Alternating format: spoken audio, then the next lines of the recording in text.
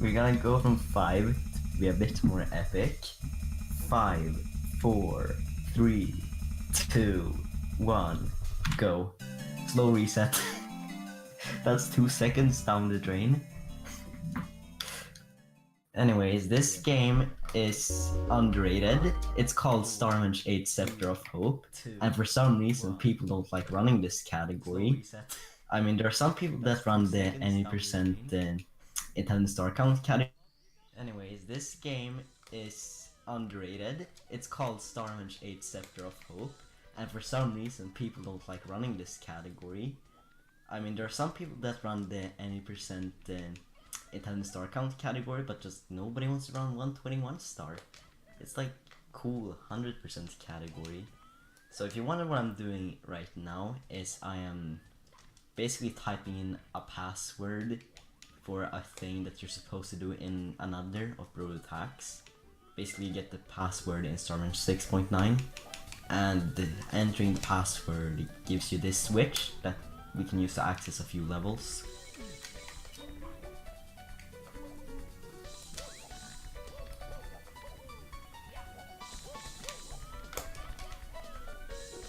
So after we've hit this switch, we're just gonna, you know, play for normal for a little bit.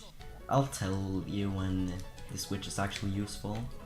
So since this hack is an open world hack, it means that the route will be very confusing. Basically, we'll get a few stars in a level, then leave, and do that a few times. Like, we'll visit most of these levels several times. It's just kind of how the route lends, because all the levels are interconnected to one another, so that's like what becomes the fastest way to route it. Especially since a lot of the time you need some badge or cap to get a star.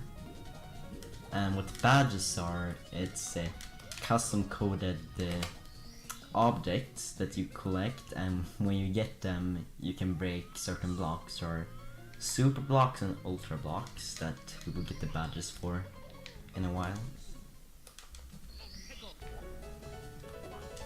So I guess it's a bit of a small optimization strat to wall kick on the tree there to get up here. It looks pretty cool, and yeah, we can wall kick up there to get to that star as well.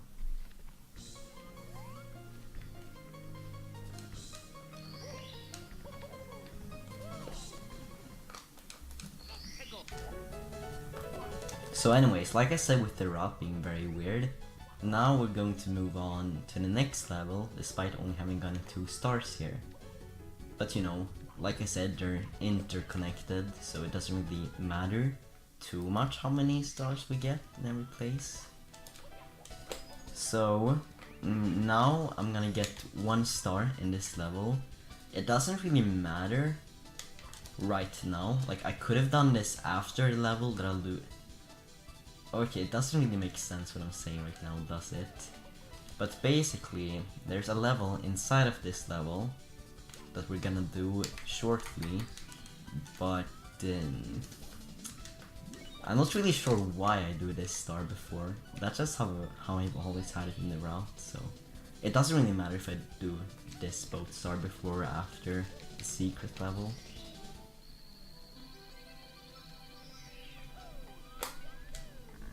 It's just kind of the trend, and you know, it doesn't really matter if we do it sooner or later, so why not? And I guess it's a good thing to get out of the way early, because like, you lose quite some time if you mess up with the boat. You have to like, sometimes you have to wait for the boat cycle to reset. Okay, so now I just entered a secret level called Scarlet Devil Mansion, and basically we needed the password with the switch to access this level, because that switch is not a cap, it's instead like a warp switch. So it lets us access this bonus stage, which is called Scarlet Devil Mansion.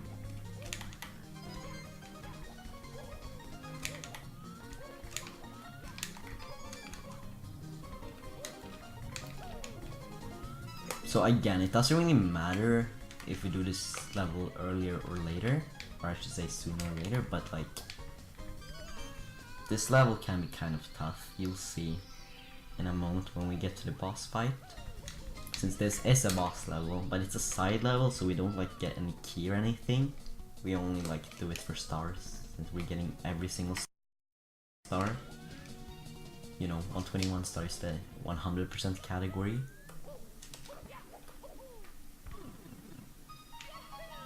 So anyways, in this area, well, this is the area leading up to the boss, and we can just kind of skip it all by using this bully to clip through right where the pipe is. So now here comes the tricky part of this level. So we're gonna fight a womp. He takes 5 hits, and if you die, you don't like get a checkpoint or anything. You have to restart the entire level if you die. So that's kind of why we don't like this boss fight, and that's why I always play it safe by getting him out to the edge instead of fighting him in the middle. Even though it would be slightly faster to fight him in the middle, it's way too risky.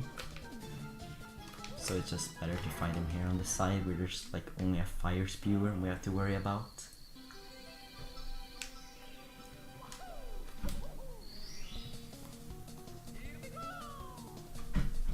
So after we've beaten that boss, we're done with that level, and now we're gonna get a few more stars here in Sanzu River Fields, aka Course 2. The thing with this level, it's like a connection point for a lot of levels.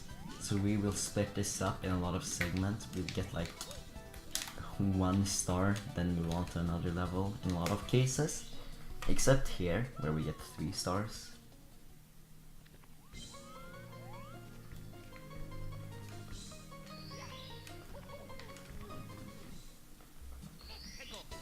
So now we're gonna do 80 coins and red coins. So if you don't know how a modern Brodo attack works, basically you only have to collect 80 coins and 6 out of 8 red coins to spawn the stars for them. It basically gives you more leniency, so it's a very nice, like, it makes your life easier, you could say. Cause like, Brodo knows how frustrating it can be with certain 100 coin red coin stars, so it's nice that he added that in.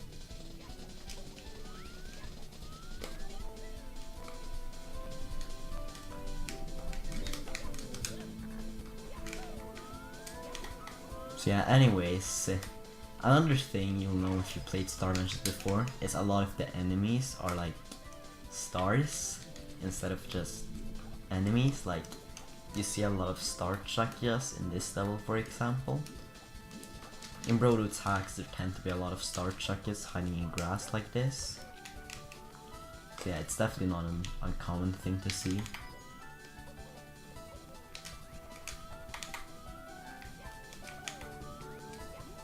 Though it can be a bit frustrating when you have to kill so many to get coins. Like, if you get to grab, you can lose a lot of time. Even though it should be a minor mistake, it can turn out to be a major mistake.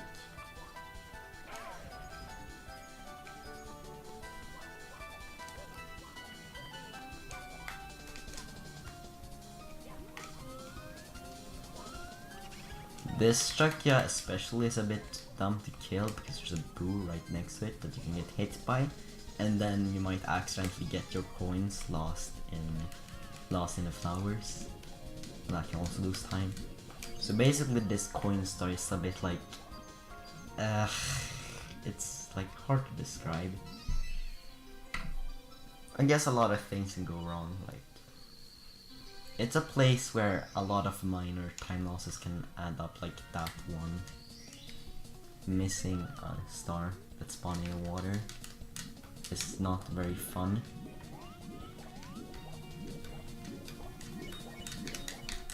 Oh, and also not being able to get out of water loses way more time than you would like. Jeez. I was not able to jump out of the water there.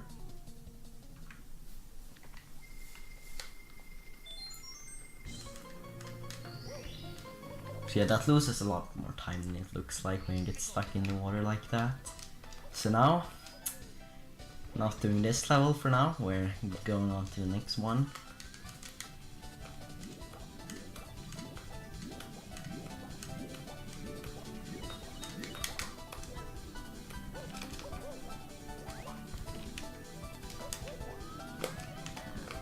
And this level is like where the real time losses can happen.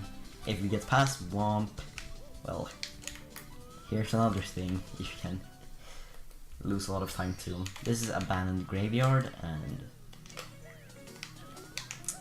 yeah, there's not really that much to say about it. It's a fairly straightforward level. It has skips that I'll get to in a bit when I actually do those stars.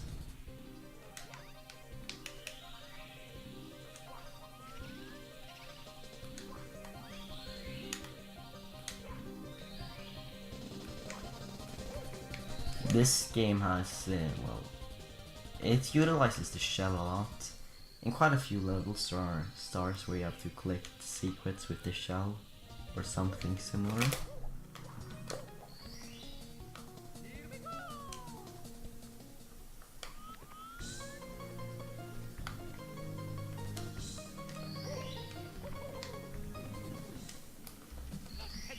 So yeah, anyways, after that star, that was likely basic, we'll do this skip.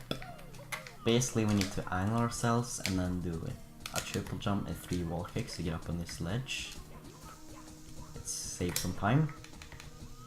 And that's a bomb clip to get down in this area, which has a star in it. The reason we bomb clip there is because otherwise we would need the ultra badge, and that would be some horrible backtracking. So it's nice that we can skip that.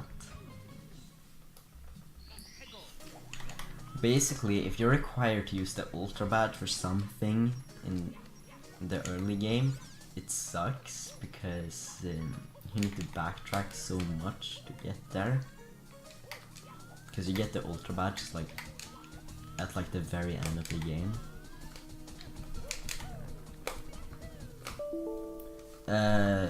My emulator just crashed. Excuse me? I have no idea. It just said like in a permanent loop, blah blah blah. Stopped emulation. What the hell? How did that happen? I'm so confused.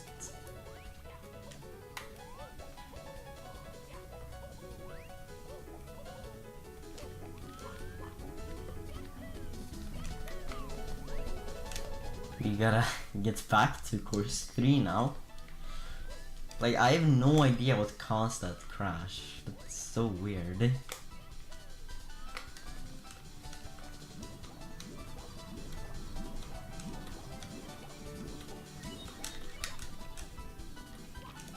I was going too fast. Yeah, bro, dude. Thanks. This hack is gonna need an update, bro. With random crash in course 3. Patch, please. Okay, we're back here. Let's go for another star, so it hopefully doesn't crash. Okay, I'll go for this one instead, where we do the same skip again.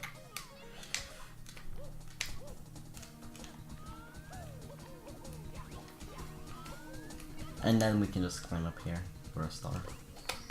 That's what we're supposed to use that ledge for.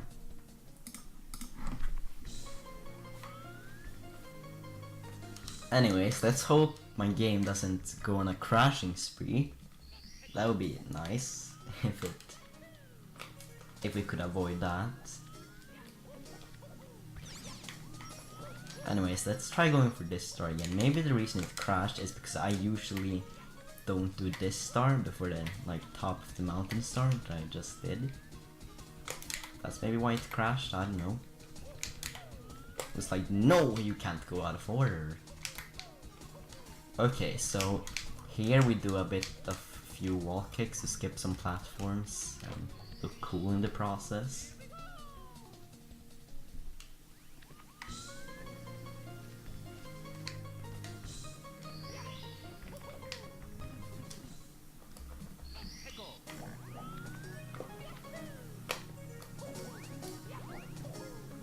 Anyways, yeah, we need a crash fix in course 3. I'm not sure if it's Project 64's fault, or if it was something to ROM.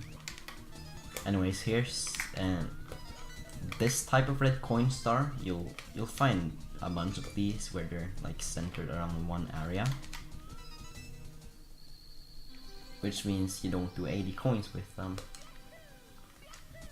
because they're just in one area.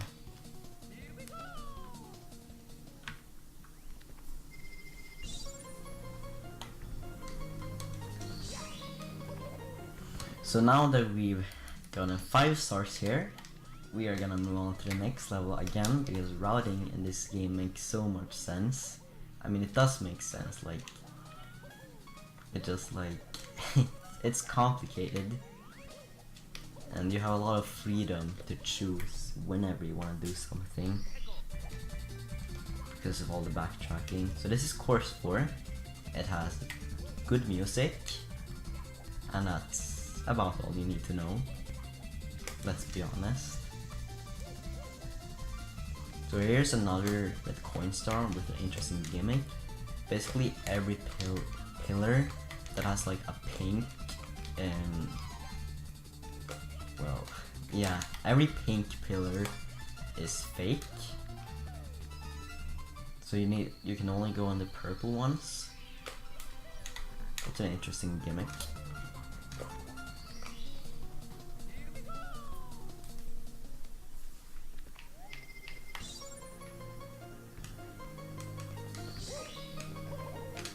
Oh yeah, bro, dude, who do I shout out for this song? Who made this port?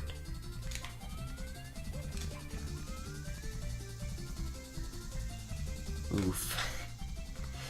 Well, that's bad. Basically, what I was trying to do is use that bomb to push myself through the wall, but sometimes that happens and you don't clip through until the bomb explodes.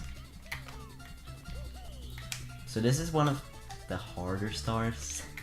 It's one of the harder stars in the early game, because we have to be very cautious about falling into the lava here. It can do some critical damage that we don't want to die here. This star is also kind of long, so dying here is basically, it can easily happen and it's a disaster. And I also take intentional damage there to skip activating a switch and save a bit of time.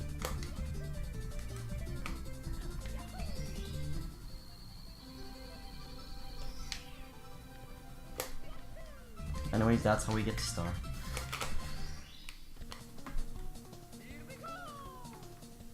Oh, of course, it's pi.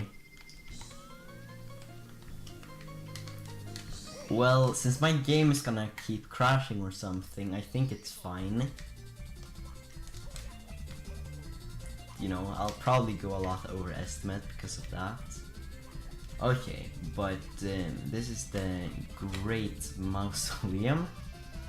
Basically, we're taking a break from course 4 now to do this level.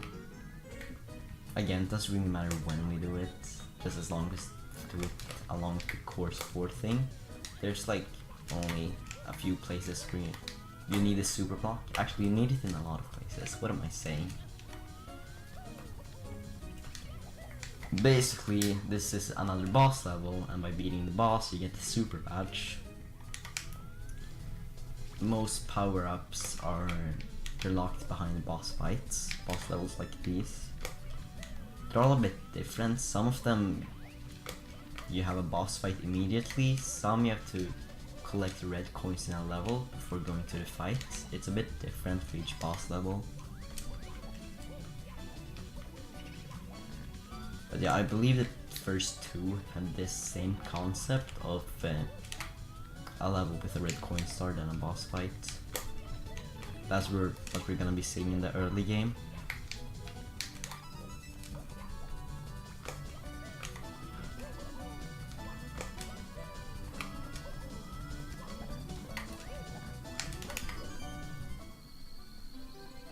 Oh, the lava thing, I'll explain it once I get to back to course 4. Basically, I thought about waiting for explaining that until I do some stars to take advantage of that fast lava bounce. So yeah, I'll explain in a bit, but here's an eyeball boss fight. The boss fights in this game are difficult, I should say. They're not the hardest Brodut bosses, but they're still difficult. So not really that hard for Brodut standards, but still hard, I'd say. You have to do some platforming to actually get to fight the boss. And then we need to kill the eyeball on a timer so we can get back with these switch boxes.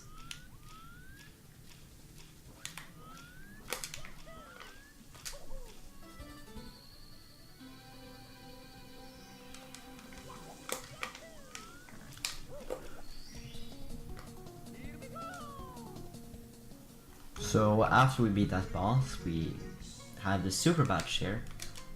So basically, collect the badge, break the block, get a star, and we're done with the Great Mausoleum.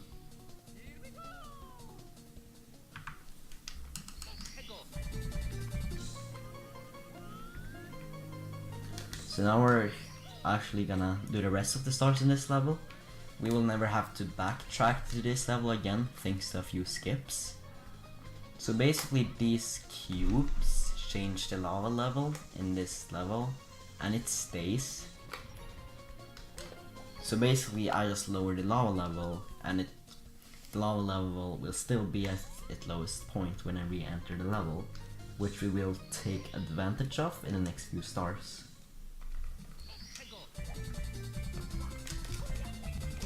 So before that, this star is a replacement for the 80 coin star, because for some reason there are just not a lot of coins in this level, so instead you get that star.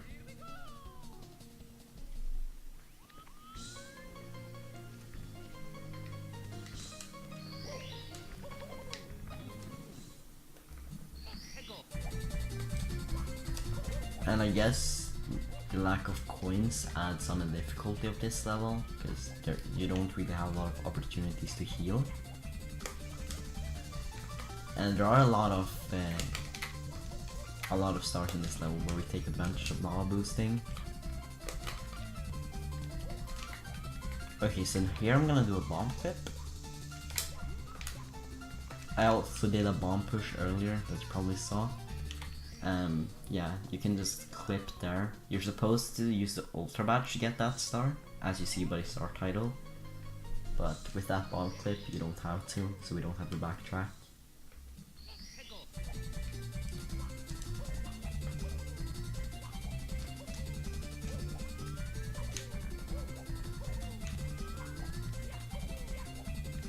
So now I'm gonna abuse the lava's properties.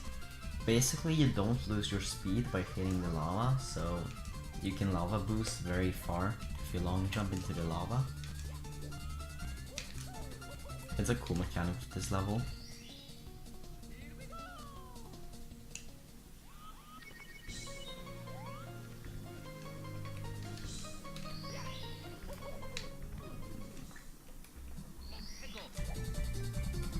So now, the reason I saved this star for last is because we are going to raise the lava level to the highest level.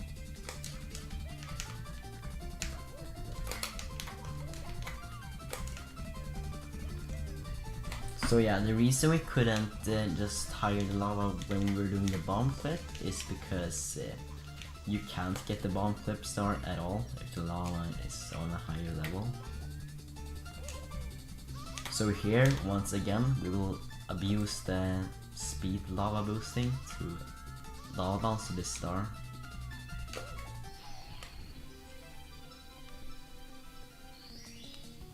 And now we're done with course 4. This is the first level that the first main course that we finished 100% in this run. So we won't have to visit that again. And now we're gonna finish up course 3 with 80 coins and panels. And panels like, what am I saying? Panels are another cozy object that kind of work like red coins in Secret in a way, but if you hit all of them, if you activate all of them, you spawn a star. And they're all under graves like these, and basically the graves that you can push and have panels under them are slightly different colored, and that's how you're supposed to know where they are.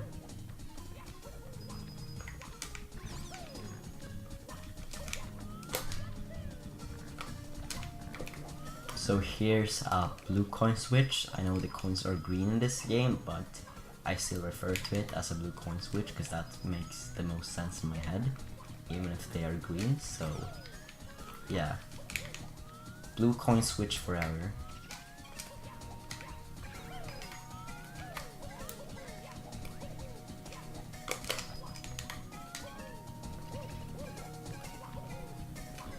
So since the panels are like spread throughout the whole level, it's very convenient to collect it with 80 coins.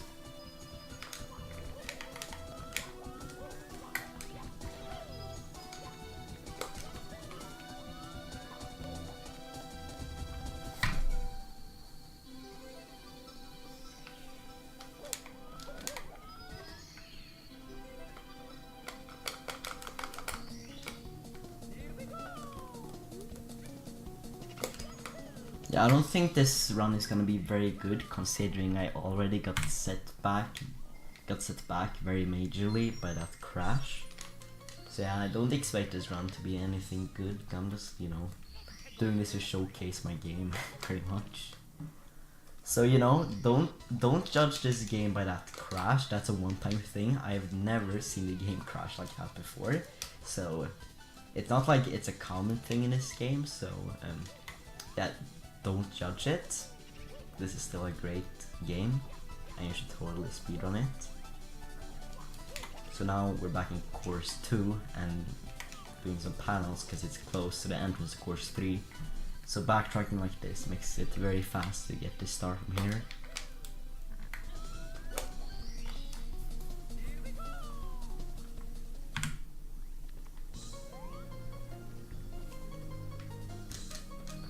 Anyways, like I said, course 2 connects a lot of other courses, so now we're gonna travel to course 5, which is Force of Magic.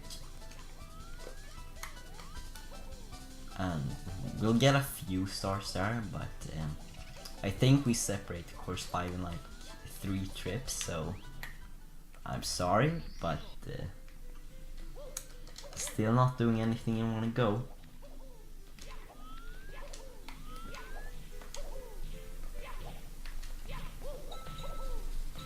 So anyways, we're gonna get 4 stars here, and I guess this level is kind of technical because you have to like jump around a lot, and if you mess up you can get punished very severely.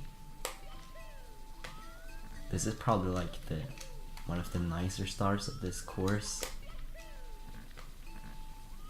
at least for the 4 ones we do in this split.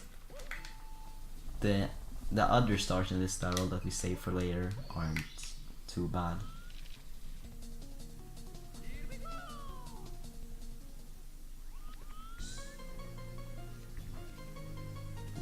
Yeah, the crash was marathon luck. That is very true. Why would we do it in one go? I'm not saying we should, I'm just saying certain people don't like when the route is messy and you do it and you do things in several trips. And it's just kind of how this game is.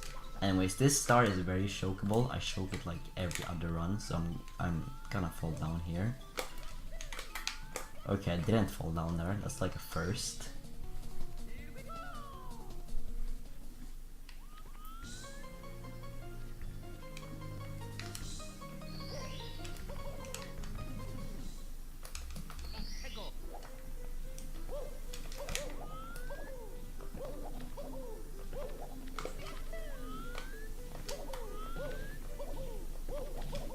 So anyways, now we're gonna go for this star.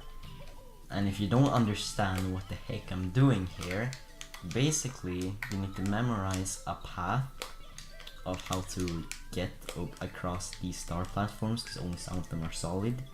Basically there's a map in another part of the level, and if you fall down you can't. You just have to slowly die in the lava, because you can't get back up unless you do like a pixel perfect thing that I managed to do once.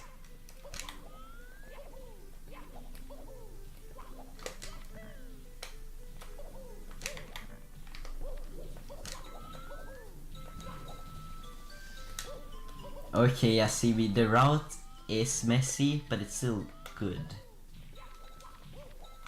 It's just messy because it's an open world hack. Basically, if the game is open world, the route is gonna be messy. I'm pretty sure I have like 42 splits or something, and that shows how many different trips there are to levels.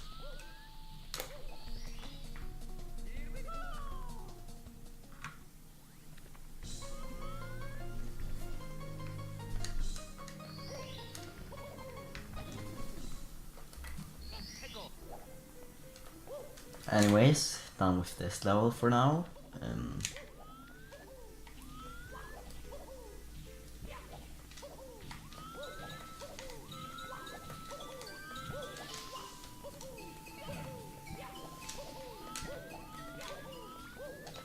Now we're gonna enter course 6, which requires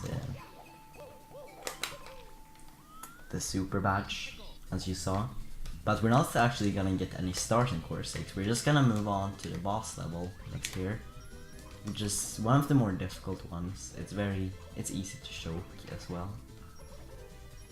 It's a very chokeable boss level. Like, this hack is by no means easy, but it's like not the hardest thing in the world either. So this level, I don't know how to pronounce its name. It's like, I don't know if it's like Ainte or Ainte, I'm not sure how you're supposed to pronounce it.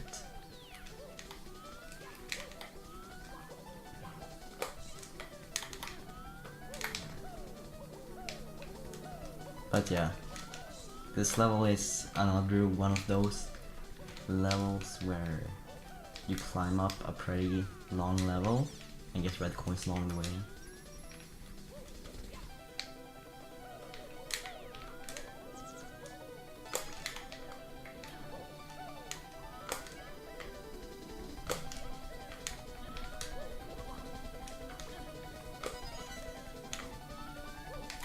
Okay, so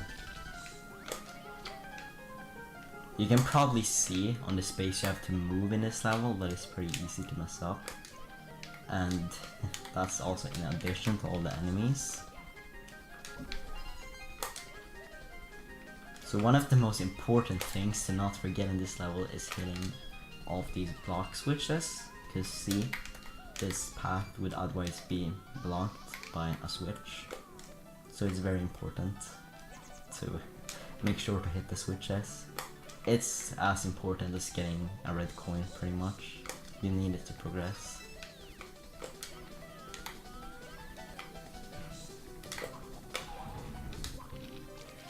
So here's another use of the shell in this game.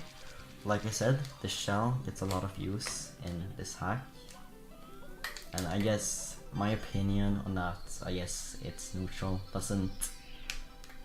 I don't dislike it, but like, it's not something that I love either. It's just like, I don't know, I guess it's something cool to have, but it's like nothing special. If that makes any sense. So here's the fight with the final boss of the game. This is the first time we fight him. And his name's like Skriosad or something. I can't pronounce anything Toho related.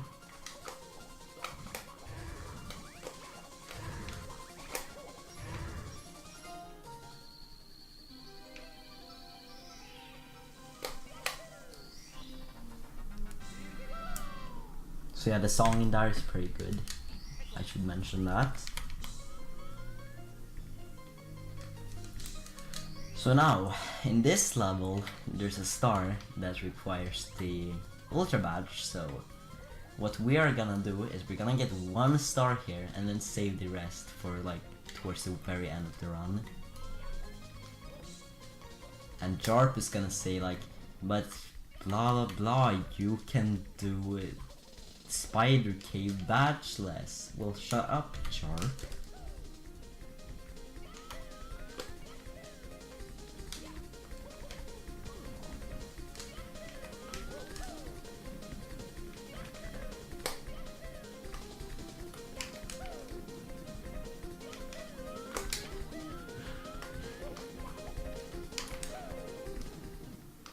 So what I just did there was like a maze. You have to enter the correct pipe, otherwise you get sent back and you get lost, pretty much. So now we're just gonna backtrack to a bunch of places until we get back to course 1. So we're just gonna get to 1 star in each level until we get back to course 1.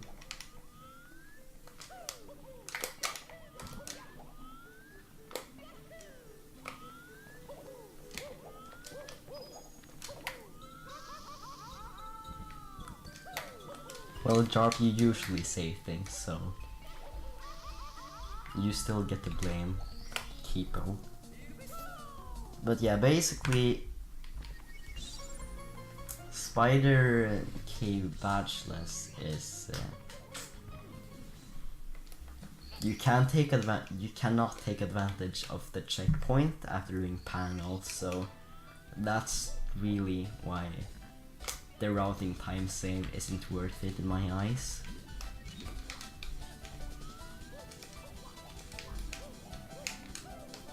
Cause like it saves a lot less time since you can't grab the checkpoint while doing panels.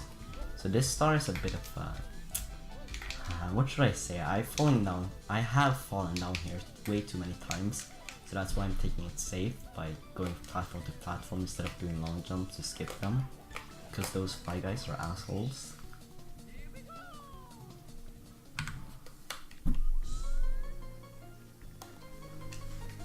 So now we will be back at course 1 after doing those backtracking stars. And we're gonna finish up course 1 now.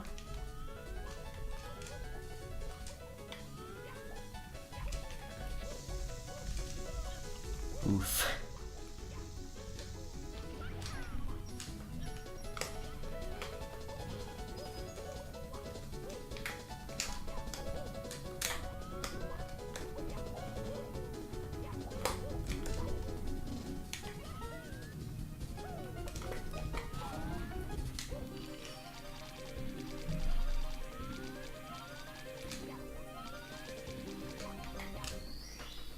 So that's just a shell star we need the super badge for, unless you do a bomb clip, but that bomb clip is not fun.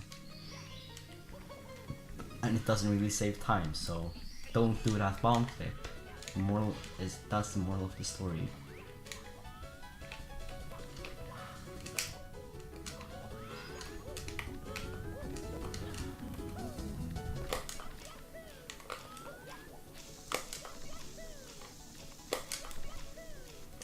Anyways, this is the roof star, pretty straightforward.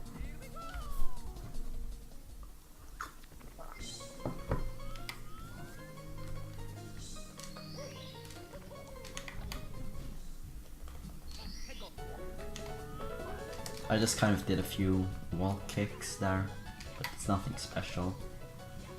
And then this star, and there's like an arch you can do, but it like barely saves time, so only Boy does it because he's Void, and sometimes he goes for strats that aren't worth it to keep him.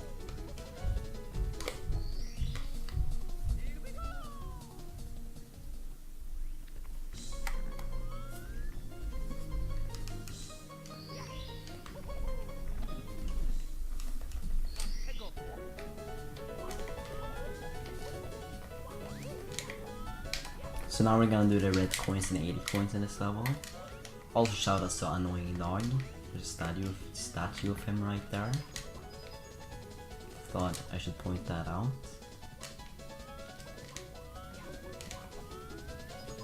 So here we get a lot of coins for just running around in the big flower patch here.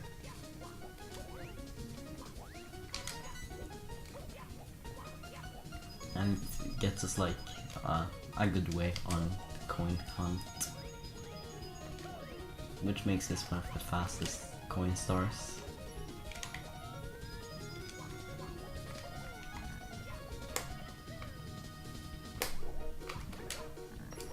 Hey. Okay. I hope I don't get banned for saying heck. Keepo is a very bad word.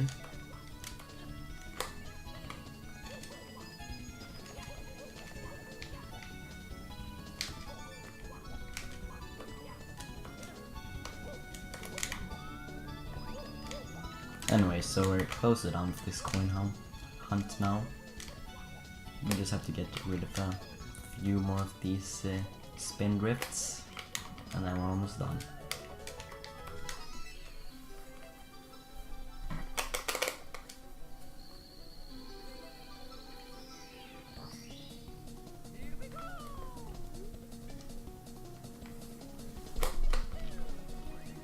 Alright, now that we finished course 1, we're gonna introduce a recurring theme in this run, and you'll see in just a moment.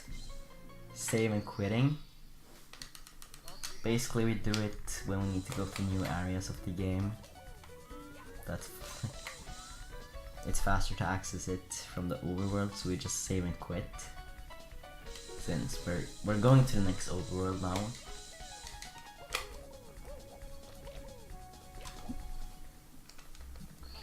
So we're gonna make our way straight to course 8.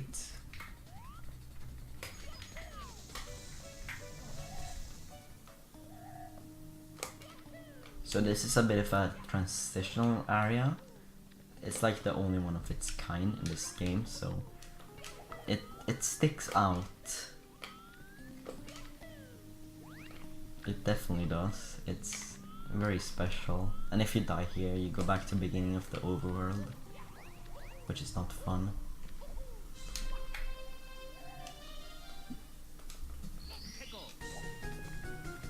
So now we're immediately gonna do 80 coins paired with the first star in this level. There's like no definitive good star to do 80 coins with, so we do it with star 1 because it's pretty long and it has a blue coin switch on its path.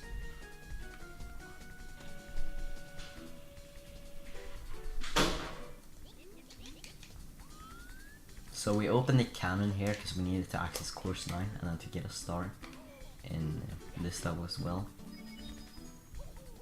And that's why we open the cannon first, so we can access everything.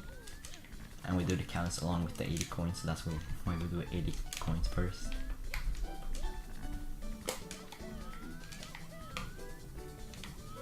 Oh yeah, one thing I should mention is this hack is Toho themed. It's like Super Toho 64. Like pretty much almost every stage has Toho music in it. There are only a few songs that aren't Toho. And basically, yeah, Brodo just inspired his levels from Toho. In this game, I have actually never played Toho, so it's not like you have to have played Toho to enjoy this game. As you can see, I'm like the only one speedrunning 121 star, and I have never played Toho, so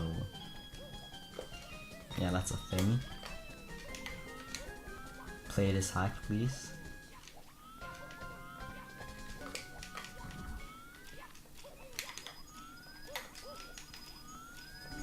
So that's what I said with the blue coin switch.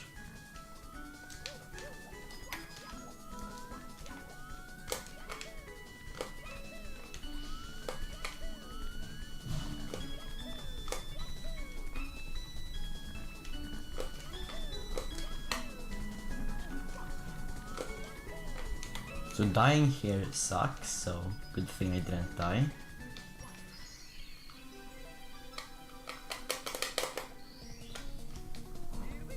And there we collect the 80 coin star right next to this star. It's definitely not a fast one, but yeah, it's definitely one of the slower 80 coin stars in this route, but it's not the slowest.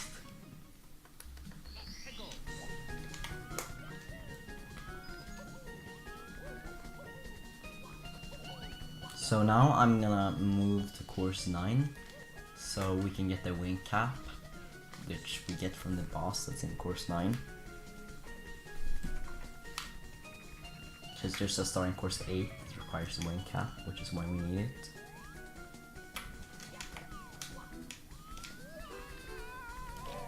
So here in the route I get 1 star in course 9 before going to the boss. And the reason for this is so I can heal up for going to the boss in case I take damage on the way to course 9.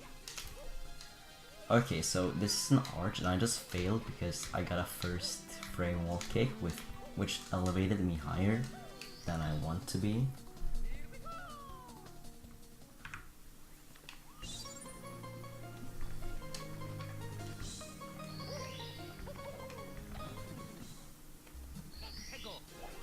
So now I'm actually gonna go to the boss level so we can unlock the wing cap.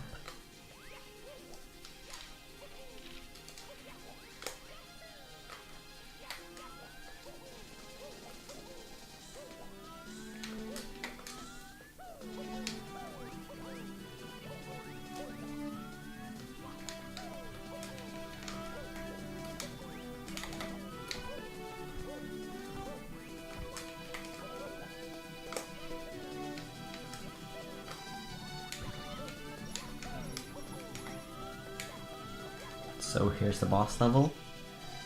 So you're supposed to take a warp to get into the arena, but you can do a triple jump dive to get into there. You can do it on the first corner, but it's very precise, so it's way safer to do it on the second corner. So like that, we enter the arena without having to go all the way around the warp. So this is just a bully boss fight. We kill those 3 and then the big one spawns at the top of the arena. And then we have to push him down all the way to the bottom. It's definitely an interesting way to have a bully boss. Okay. So there are a few floors that we need to get him down before we can lock him into the ice lava.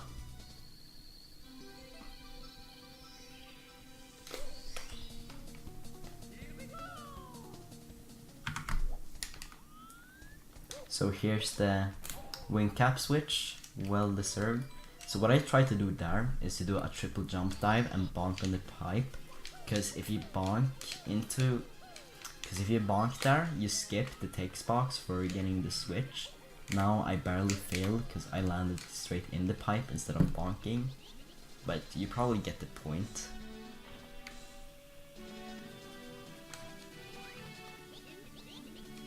So here we open a cannon, which is pretty useful in this level. It's very bad if you forget to open a cannon while doing this star.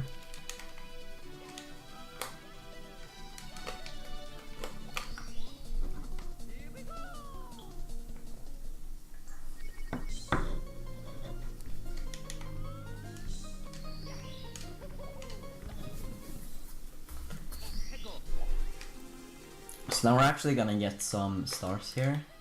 I guess I'm just gonna start off with the worst part here. We use the cannons to get ourselves a bit higher up faster. So basically there are quite a few cannons here, but using a cannon shot like that we can skip a lot of the platforms. Okay.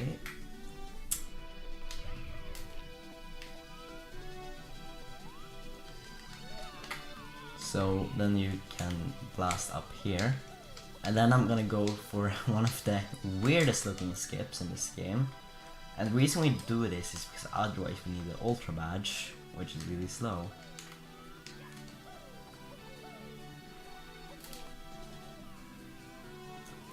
Oh, I missed it. Basically the momentum is very precise there, so it's very hard to know what you're doing wrong. Like, it's very hard to describe how to do it. You just kind of need to have a feel for it, and if you mess up, it's kind of like, okay, I have no idea what I did wrong.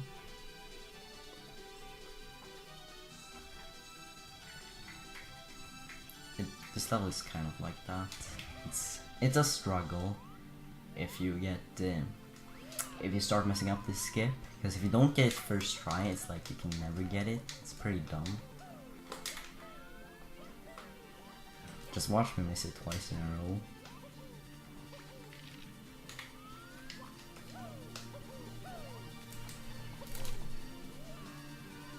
Okay, there we go, that's how it looks. Like, it looks unreachable, but the roof is so slippery that you can actually make it.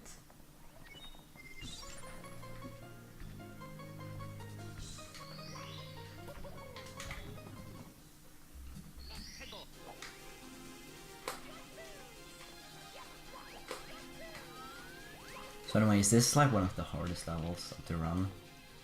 There are a lot of things that can easily go wrong, so like the cannon shots that you just saw.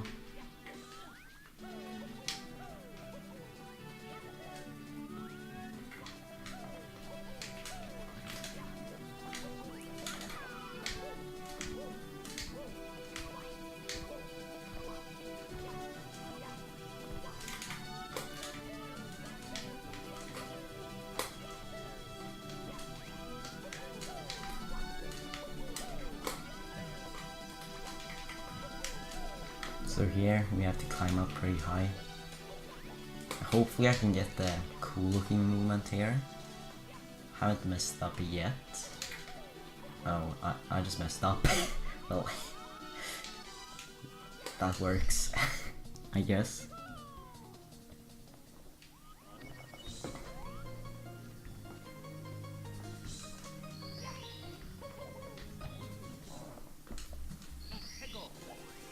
Okay, so now we're gonna do those cannon shots one more time to save a few seconds while we're climbing up the regular way. These cannon shots are kind of precise, and the cannon aiming controls in Mario 64 are like, they're not the best. They really aren't.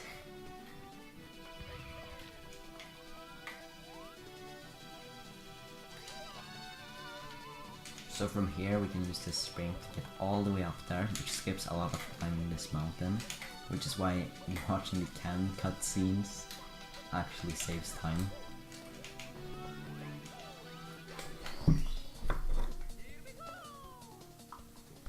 Okay, time for the longest 80 coin star of the run.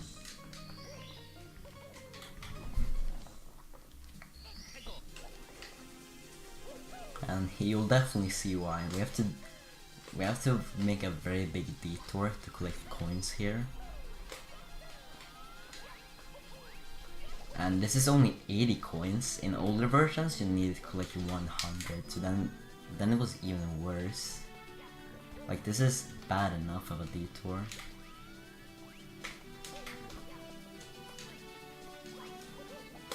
So we're gonna have to kill some snowmen to get the coins from them, even though it's kind of slow to kill them.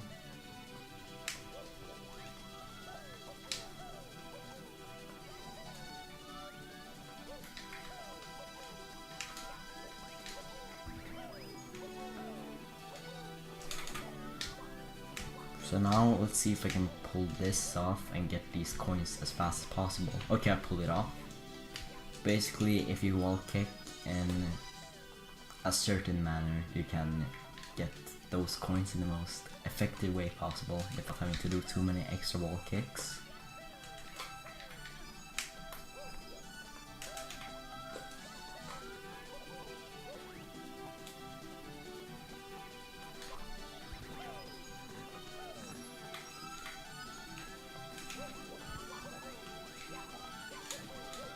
Anyways, this detour is, well, we're not far from the finish of it.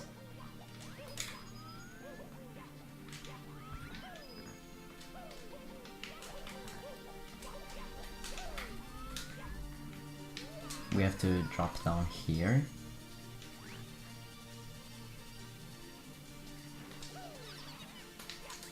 And then down here there's a warp that takes us to this is the intended way for the arch star we did earlier, and it's right above the start, so we can drop down to the cannons here. And now we actually need to shoot from all the cannons to get all these secrets, or they're called mini stars in this hack, but they're just, you know, secrets with their own texture instead of being usually in coins.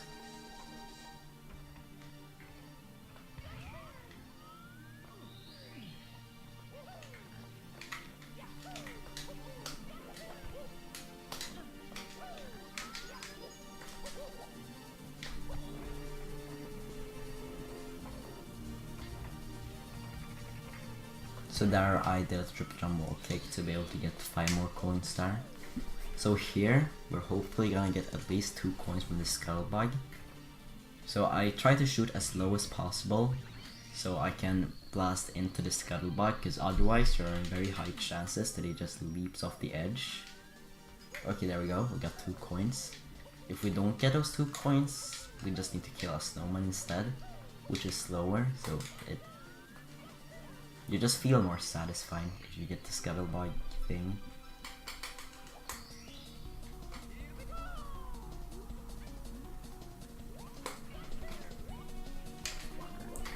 So here we just need to not hit the snowman and we're done with this star.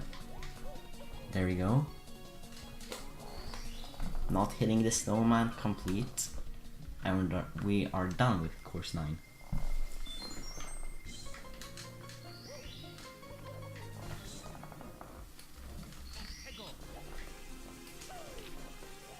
Now we will finish at Mackay Fields.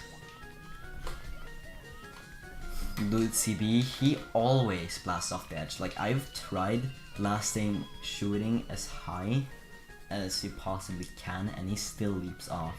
So that's why I use that strat where I shoot as low as possible to blast into him.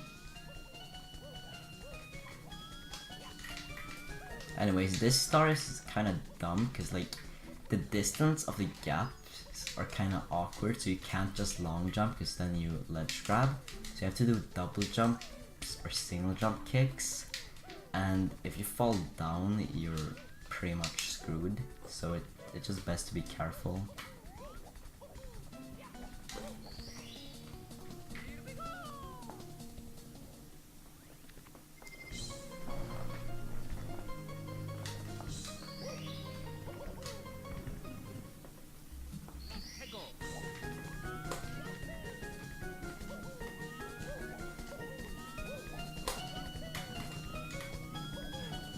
So next I'm going to do panels. There are only 2 panels in this level, and they're like both in the same area. It's like clearing 2 trials in a cave, and I think that's a really cool concept for a star with panels.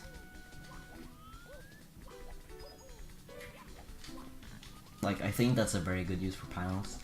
It's like putting secrets, except you don't have to put 5 of them. Because like when you put, if you wanna use secrets and wanna put less than 5, then the counting of the numbers looks very weird. So we hit that switch, then we jump down to these kind of trial things. You can actually law boost up some of these things, but it's very risky because we're doing an upcoming skip that requires a law boost, so it would leave us with very little health. And there, for some reason, the collision is just kind of not there, so we can just clip through.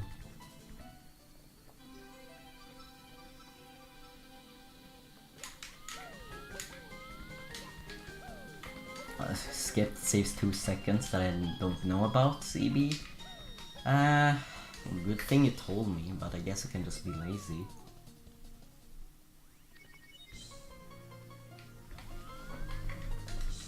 It's slightly faster to get the 3-star after course 9. Huh, maybe. I'm not exactly sure, like, how do you get the big wall How do you get the big wall from the regular place? Do you still use the cannon, or do you do another way for the big wall if you don't do it from course 9? Okay, so here's the box tower, which is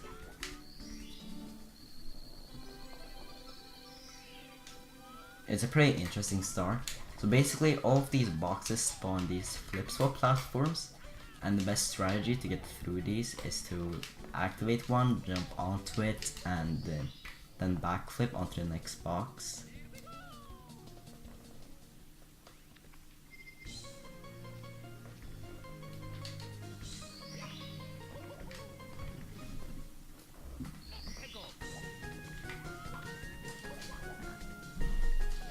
Alright, so now we're gonna do the red coins, which require the wing cap, and they're like centered in one area.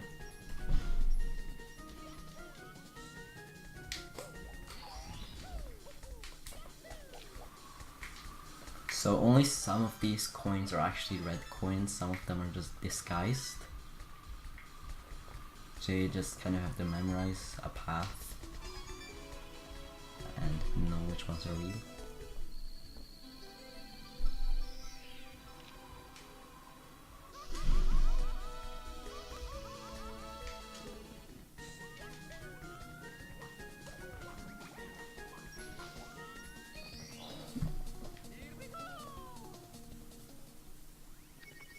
You can skip the cannon entirely. I don't feel like that would be faster. Just like getting to course 9 without cannon. Okay, so this star is an invisible box, and the hint for this is that the trees surrounding this invisible box are different colored. It's pretty it's pretty cryptic. Actually, there's a thing telling you about it, but it's still pretty cryptic because you might have to search for a while to actually find a different color tree. Okay, so now we save and quit again because we're done with that path, with that branch of the game's map, and we're going to the next branch now. Course 7 is like one of the other places that connects a lot of levels. So now that we have the wing cap, we can go to the next branch.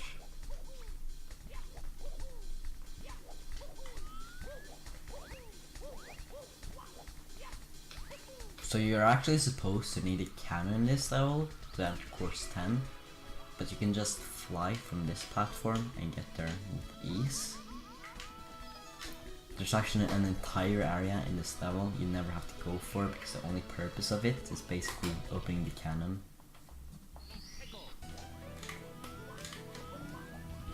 So now we're actually not gonna get any stars in here yet.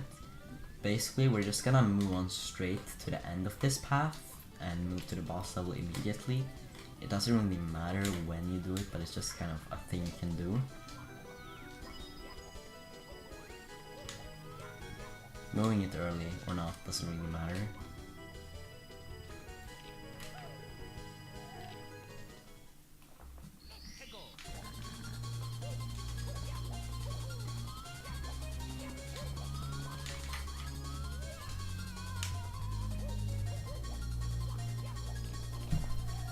Okay, so this is Yokai Mountain, another boss level that has really good music, and it also has some technical skips that look. There are a bunch of skips on top of each other, and it looks very cool if you can execute all of them without any mistakes.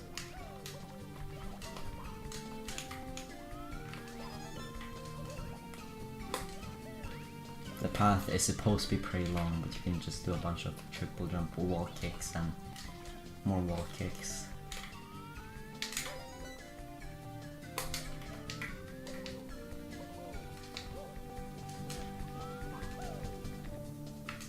And here's like a midway boss. It's the only one of its kind. We need to beat this boss to get to the second half of the level. It's an interesting concept, I think. So this is a fast King Baba, but it only takes 2 hits. And you get the first hit for free if you're fast.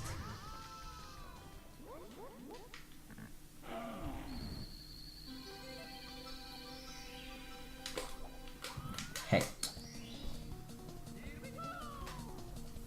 Okay, so we're done with the first half. And now we get a music change with another very good song. This level just has a bunch of bangers stacked on top of each other.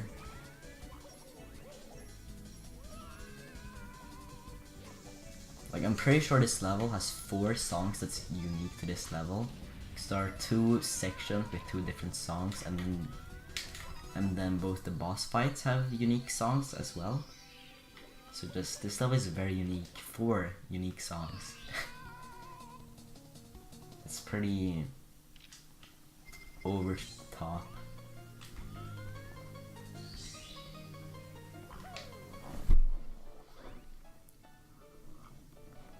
Okay, so here's the actual boss of this level.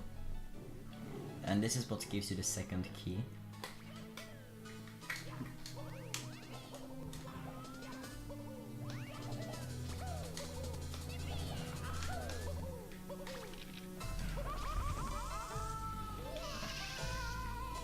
Yeah, the spring cancels fire damage. I guess that's something. So, for every key, we fight Skriosad, and yeah, we fought him for the first key, and now we did it again for the second key.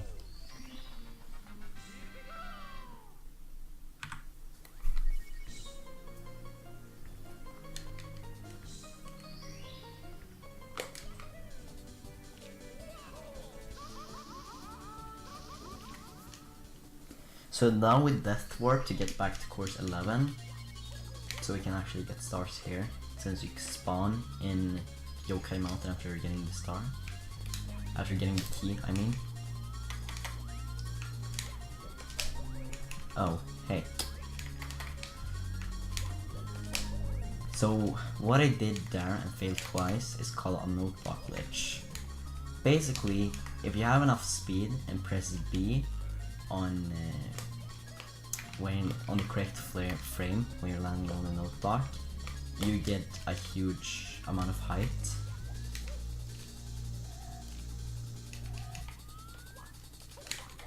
And you can use it, and there I just use it to get 5 coins, because this level is kind of scarce when it comes to coins.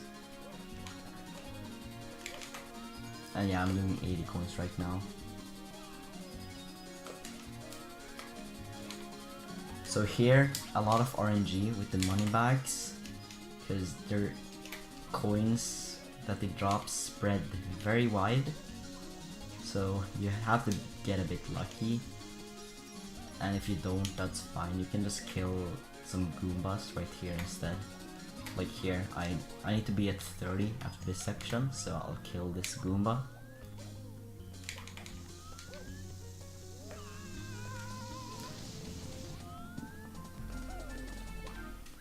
Okay, Jarp, I have heard about enemy note block glitch, but like, I tried executing it and I was like, wait, I don't understand this.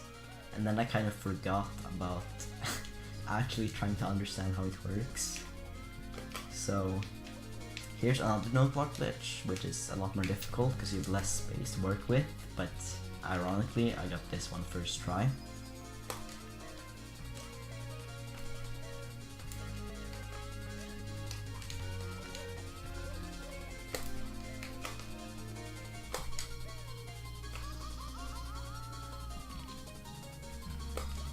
That bomb is always out for blood at that section with the coin vault.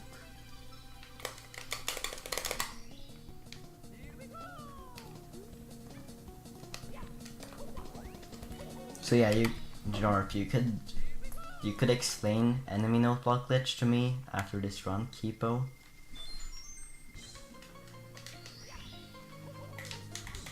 How is everything gone? It's been a bit rocky so far. I had some cleaner segments though. A lot of it has been pretty clean, but I also had some rocky parts. Like the beginning was rocky. I had a crash in course 3, so I lost at least over a minute to a crash there, and I think that's my biggest time loss of the run, and I have no idea what caused the crash. So, and I don't think anyone will be able to figure out what caused that crash. So here's a bully boss fight, and we have to knock him, I guess, across multiple floors again.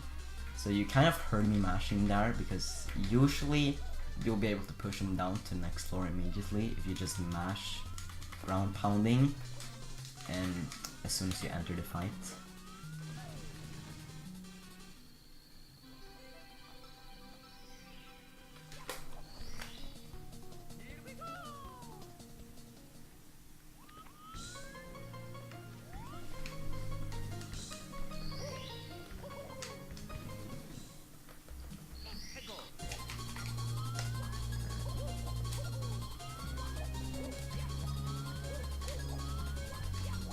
Okay, so now we're gonna go across these platforms one more time to go for another star here. We get every star in this level in this bit except for one, and that last one is being saved for backtracking purposes later on in the run. So that sucks. I need to go and heal now, because I do a skip where actually I didn't. I only need to take one lava bounce, but better be safe than sorry. You'll see what I mean. So you're supposed to use the metal cap here to lava bounce over to this star. Okay, I actually do need to bounce twice. What am I saying? I am confusing myself apparently. But yeah, you don't need a metal cap, and there is no metal cap switch in this game. But like the star name says, it's a discount metal cap box, which basically just means if you use it once, it disappears forever. It works like a coin box, except it's a metal cap inside. So here comes the third note block glitch in this level. Okay, that one was the first try, pretty clean. So the reason like I kind of do weird movement into the note block is like, because like I said, you can't do note block glitch unless you have diving speed.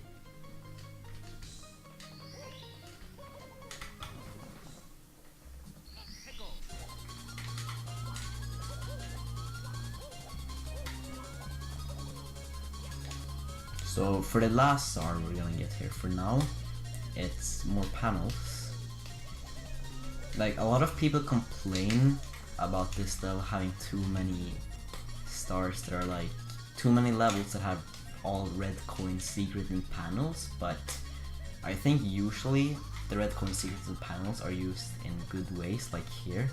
Like the panels have their completely own path. And this level doesn't even have, I mean, this level, I guess it's not an offender of that, because it has panels but no secrets or red coins.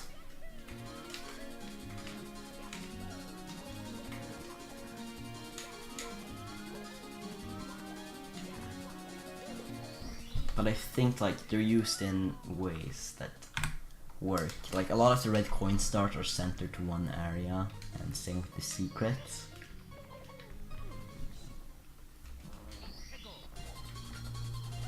Now we're going to backtrack to course 10, which we entirely skipped earlier. So we'll kind of do the first half of this now, and then the second half way later in the run.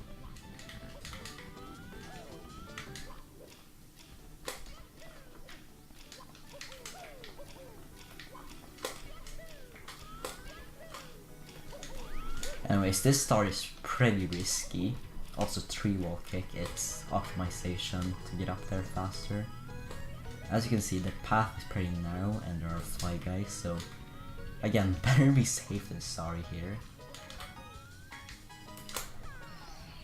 So this is actually an 8-bit sprite of a Dark Nut in Zelda. I'm pretty sure it was like a Zelda anniversary or something, and that's why it's there. Like it was like, yeah, something anniversary for Zelda, and that's why it's there. So now I'm gonna do 80 coins and red coins.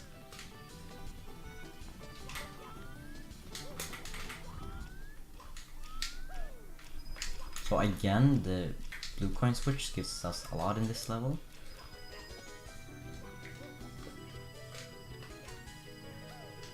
There are some levels where there are quite a few levels actually where blue coins give you a lot of the way there, which is pretty nice.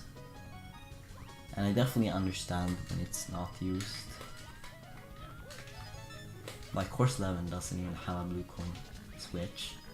It's kind of more focused on being scarce on coins. Same with course 4. I kind of like that concept actually.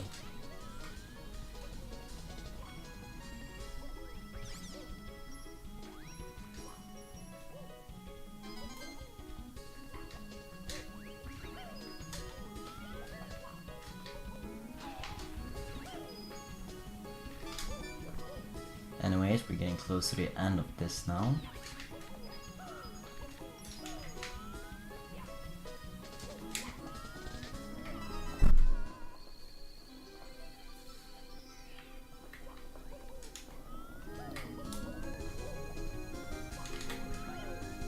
Okay, we should perfectly have 80 coins now, right here.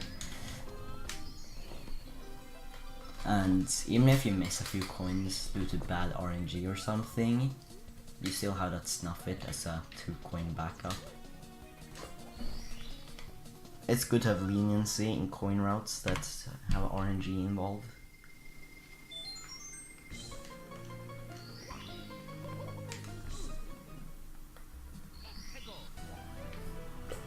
Okay, so now we're done with that level for now. And we're gonna get our first star in course 7 because, well, we can get it right from here. Oof. Okay, the reason I said oof is because, like, you can use lava boosting in this factory to save a lot of time, and optimally you lava boost twice, but I took damage before entering, so I could only do it once. Like, I'm supposed to long jump from there to lava boost, but now I have 3 health, so I can't. So I have to take the long way around. It's kind of oof. And I'm very bad at taking this path because I rarely ever have to do it. Okay, we're back on track.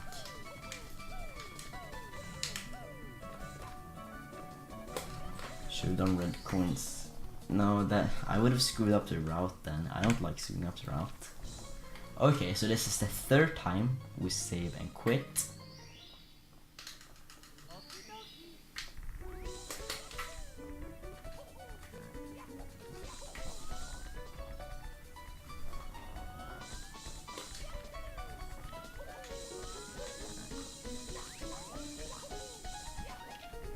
And now we're gonna enter one of the non-Toho levels. Basically, we need to collect 100 red coins in this Super Mario Bros. 2 1-1 remake. So,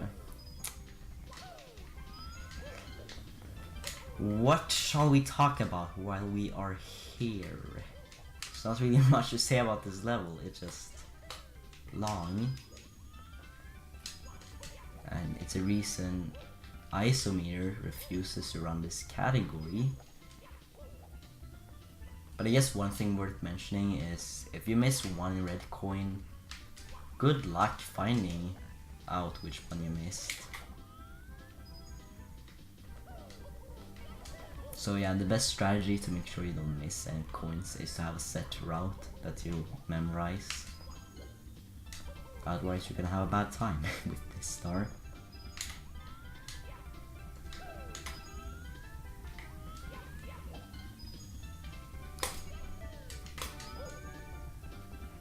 Because you need every single one of them in this level. Count them out loud? No, I'm not counting them out loud. It sounds like a horrible idea.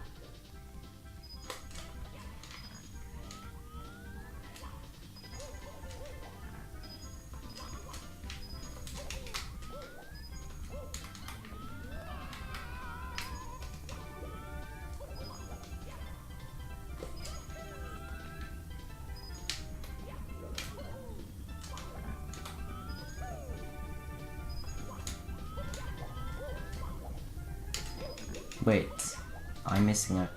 Oh shit.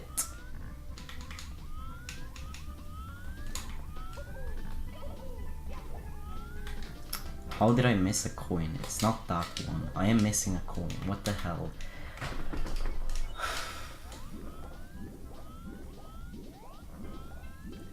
I have no idea where I missed a coin. Oh my god. Are you kidding me?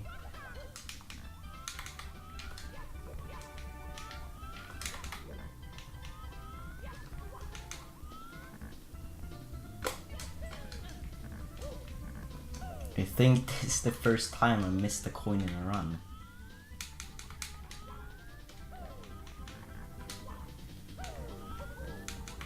Okay, I missed a coin at the beginning. It's good to know. Yeah, because there isn't one here. I missed one at the start, okay.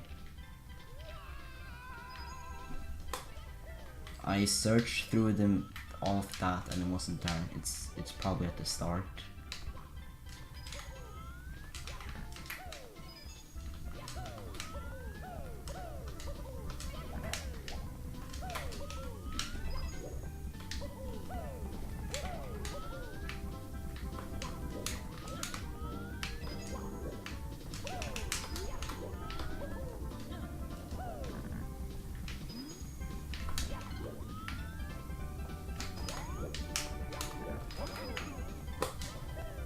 Like, how could I miss one? I always can do this without paying attention, and I just missed the thing. That's the first time I've ever missed a coin in this level. In a run, that is. I've messed it up in practice, but not in runs.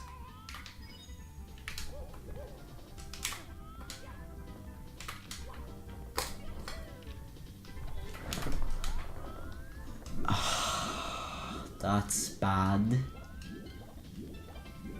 That's very bad. I have to swim all the way over here just to get back.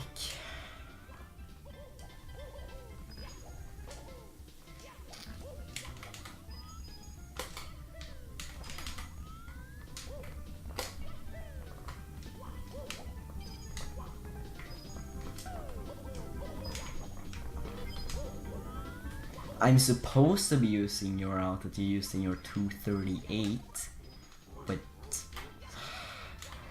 this is the first time I messed up this badly in this level. Oh my god. What is this?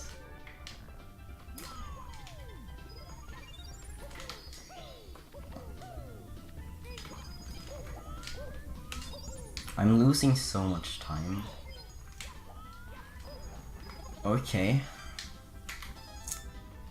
We just need to find out which coin I'm missing. I think it's at the beginning.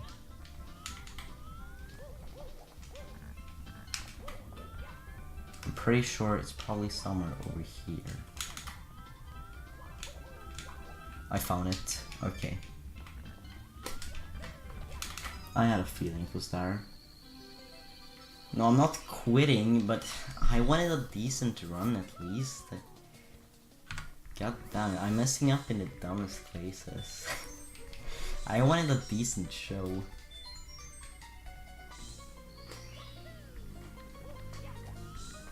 That's the first time I screwed that up, and that's like the worst place to screw up.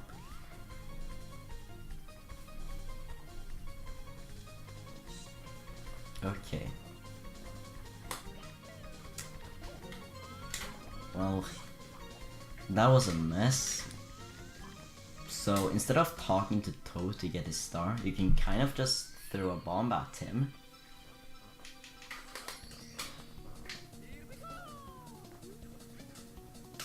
And yeah, he gives you the star like that too. So learn from this lesson. Throwing bombs at Toad gives you stars.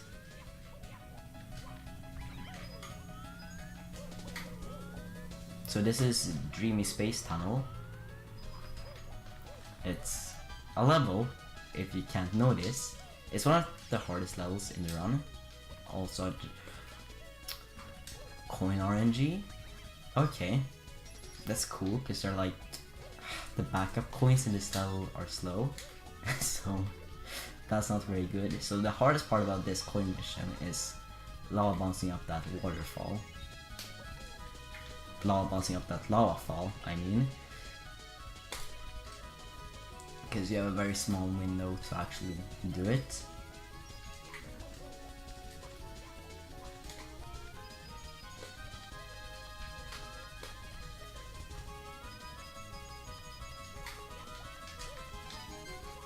Okay, so here we open the cannon.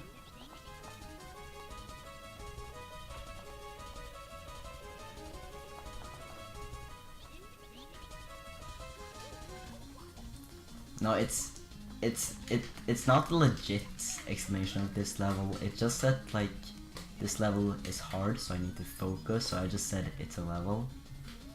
It's actually pretty cool. It's like cool but frustrating at the same time.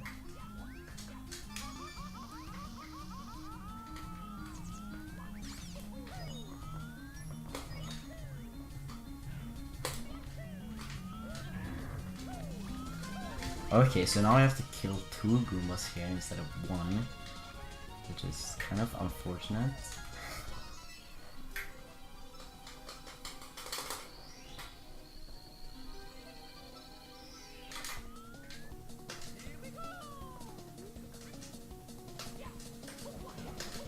Okay, so that's the 80 coins done.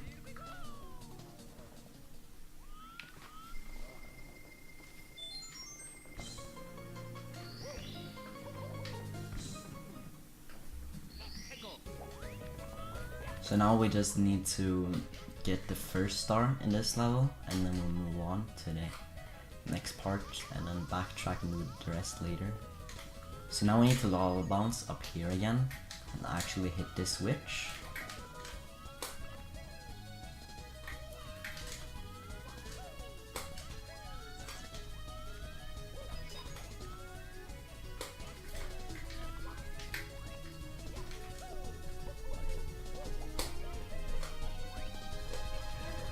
So here's a triple jump wall kick skip. Saves a bit of time. So this star is actually pretty scary because you can accidentally roll out on a Goomba and fall right off the edge. Okay, there we go.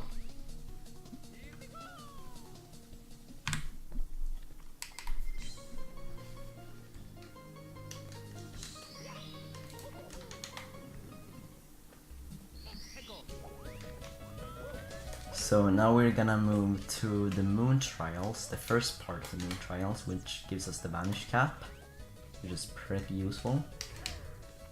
And I wait for the thwomp here, because, well, 1, he's on a cycle, 2, how long he takes to fall down is based on RNG, so sometimes you kind of just get screwed over because he falls too quickly.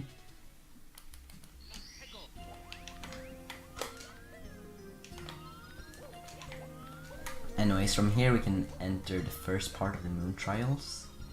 Both of the moon trials levels are both just boss fights. It's like the Bugetsu arena thing, where it's just a boss fight.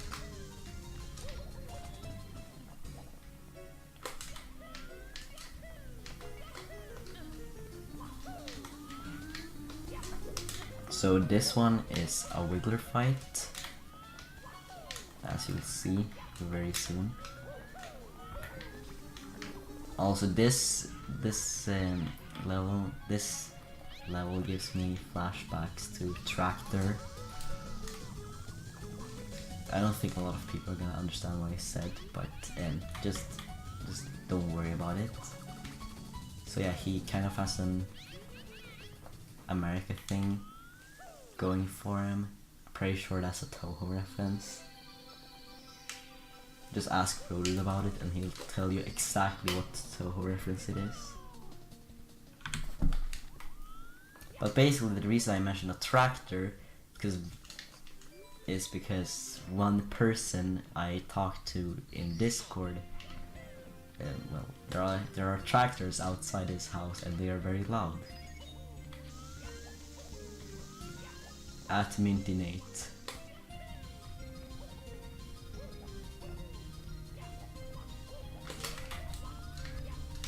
The reason I remember that so well is because it's like one of my more popular recent clips.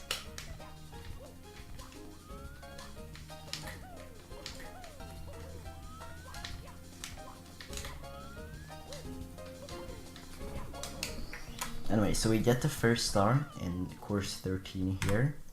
So since it's close to the moon trials,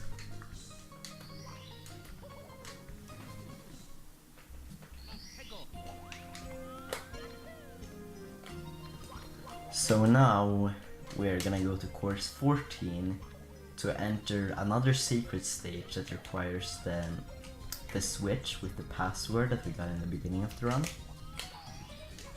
And it's arguably the hardest level of the game. So I'm gonna need to focus.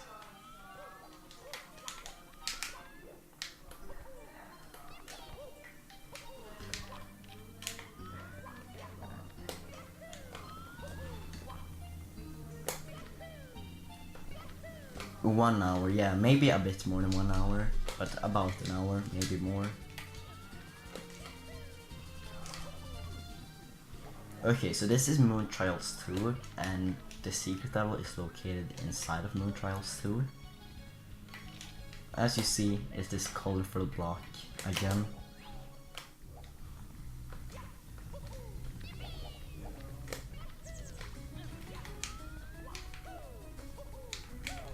So as you see, you don't have a lot of space to move in this level. And the thing is, if you mess up once, you pretty much die and have to restart the whole level, and it's a long level.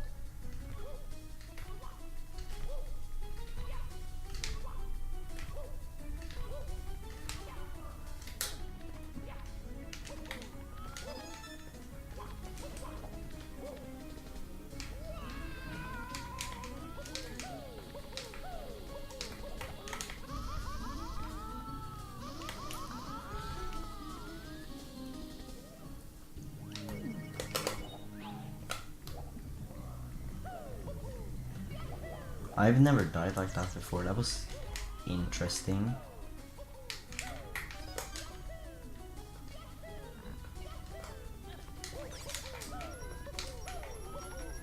Just like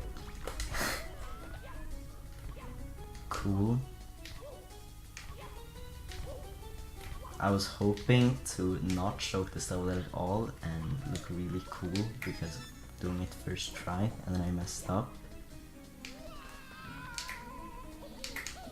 And I could have saved that, but I just kind of bonked and everything.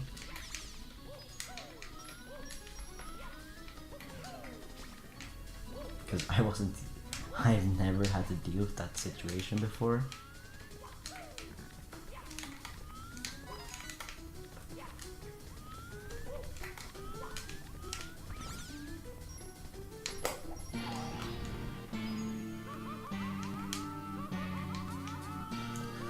Okay, so this is the only use of the metal cap in the whole run.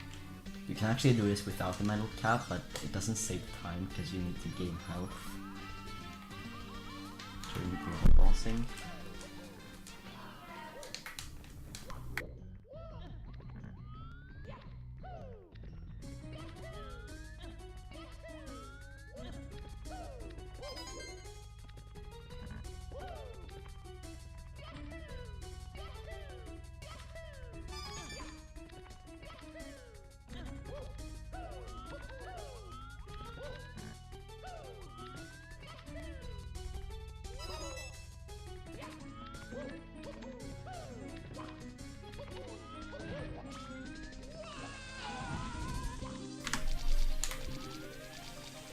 Anyways, we're getting close to the end of this level.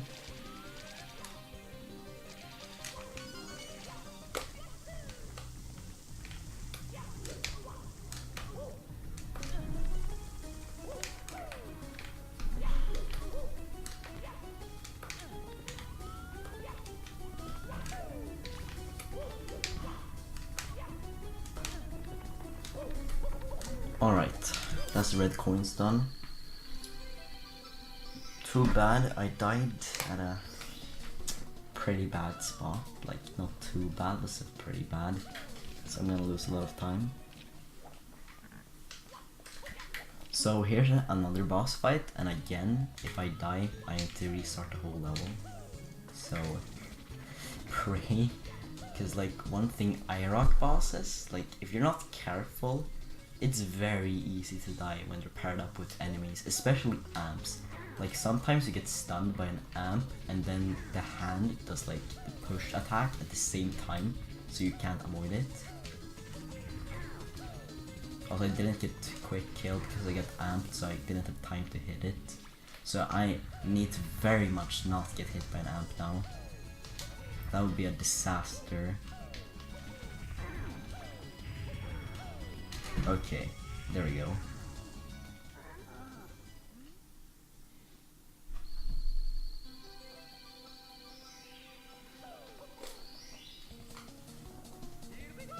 That is Secret Space Tunnel done.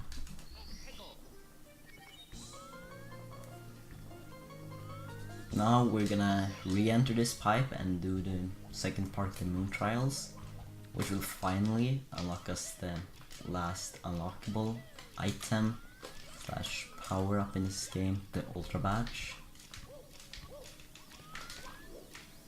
This boss is also difficult.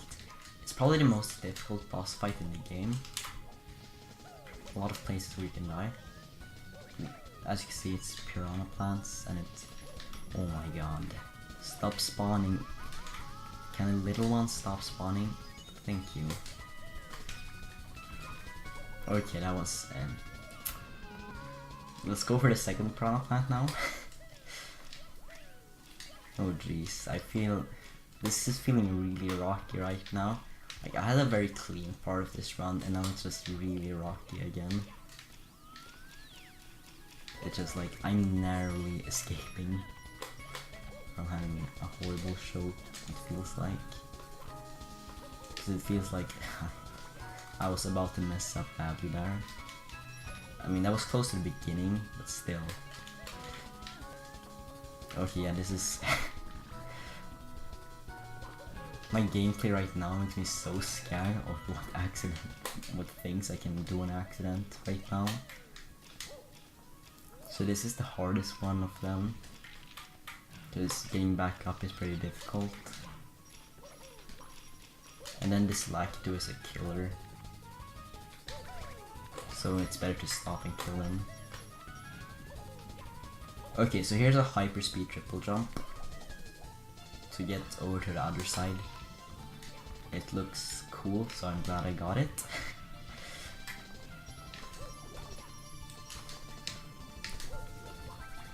Okay, am I allowed to get up on this platform? This is kind of what happens when there are a bunch of enemies stacked everywhere. And you have to do this to get up on the platforms.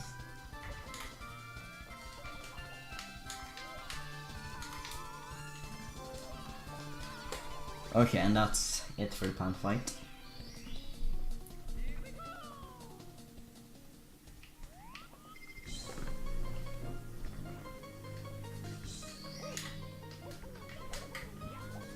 And there we get the Ultra Badge.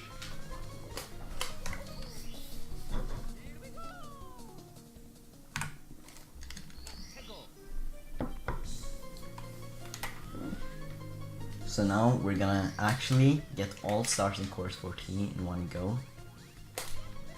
Surprisingly enough.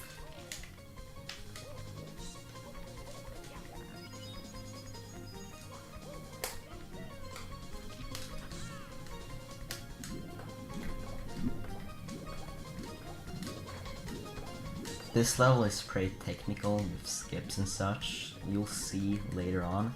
First we have to do long 80 coin mission.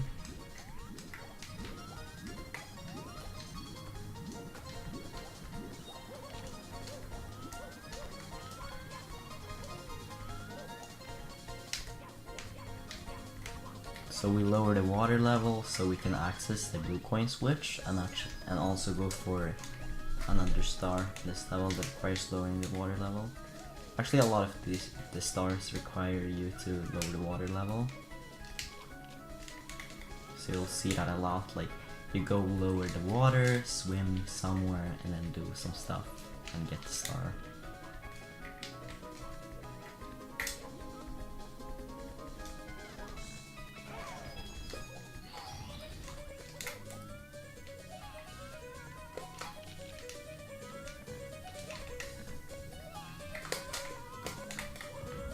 Alright, so here's the blue coin switch. So now we can start heading in the general direction of the star we're actually going for.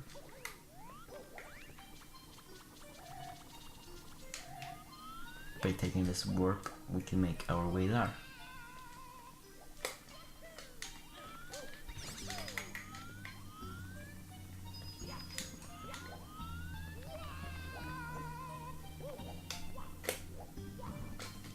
And then we hit the switch, which we need the ultra block to do. We also needed the ultra block to get to the blue coin switch.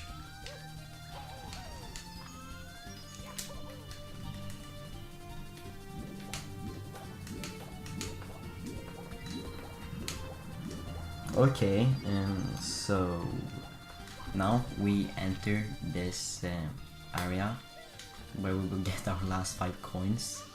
So you can imagine that dying here loses a lot of time. Even if you get the 80 coin star, you still need to... this star is still long by itself.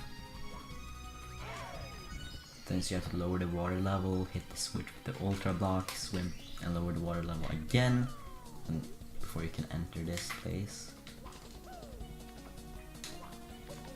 Daniel, I'm 15.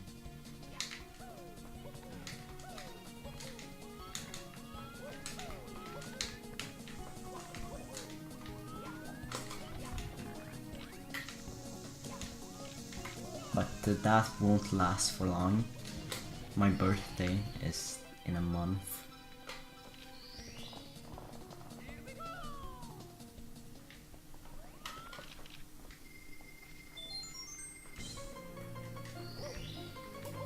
Alright, so that's that star done. Now we'll get to some more technical stars. So hold on, is what I can say.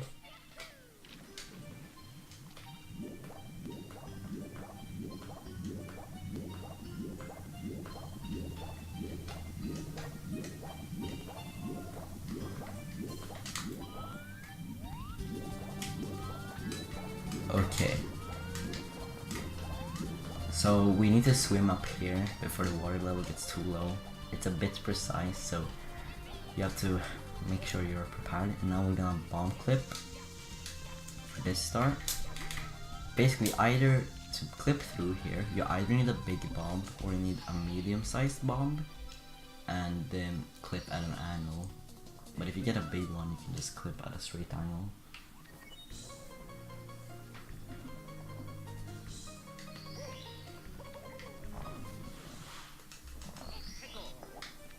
So that's the first bomb clip. Now comes the bomb clip that actually requires a big bomb instead of big bomb being one of the 2 options.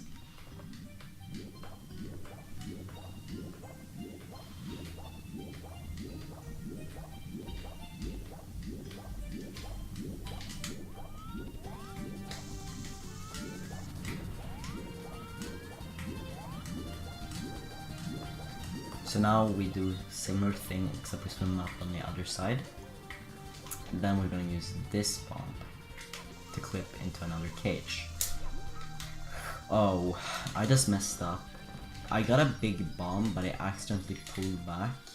And that's why it's good to kill the skeeter, because otherwise it's easy to get distracted by the skeeter.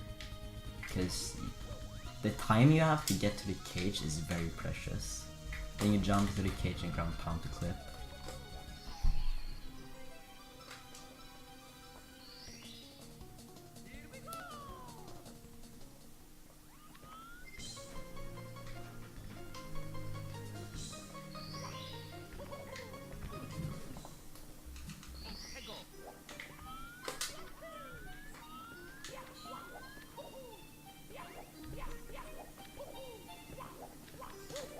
So next we're gonna do the first star, and I do it now. I save 1 star that we need to swim underwater for, in case I fall down.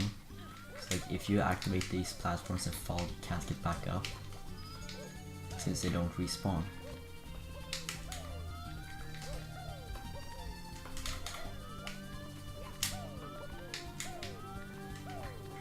So here it's very important to remember to triple jump, since the slopes, you kind of fall down if you are on them, and you just kind of use triple jumps to get past that.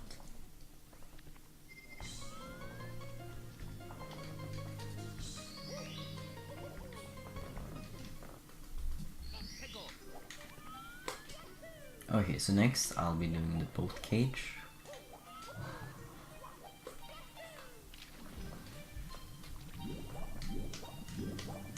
It has a cool little skip that you can do, that's a small time saver.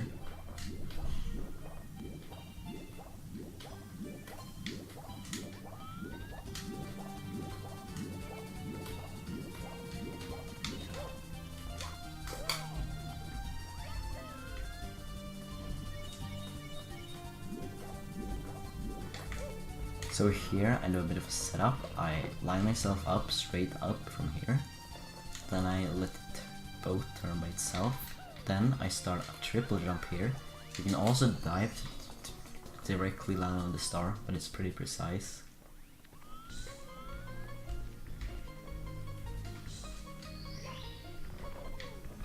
So now we only have 1 star to go here.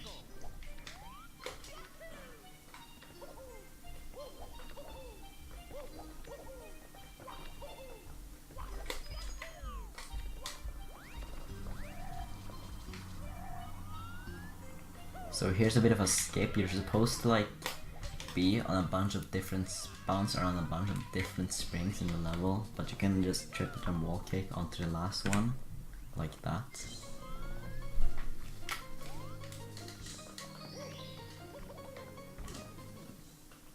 Okay, so now we're done with this level. Now we're gonna finish up course 13.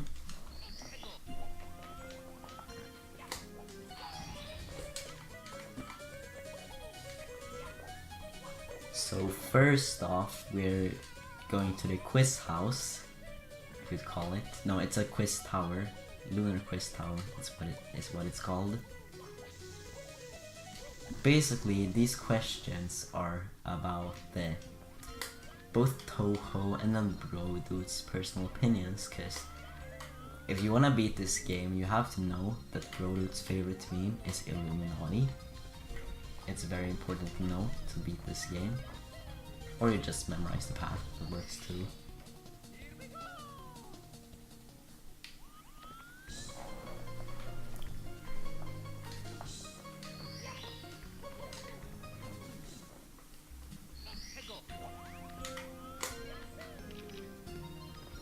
So now we'll get the rest of the stars from the regular entrance.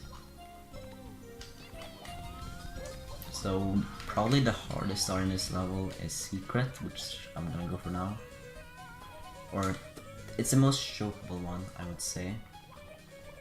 The most technical one is the ball clip star, but this is the easiest to show. So it's another shell riding for Secret star, except there are some blarks here, which makes this a bit harder. And you kind of have to go very close to walls.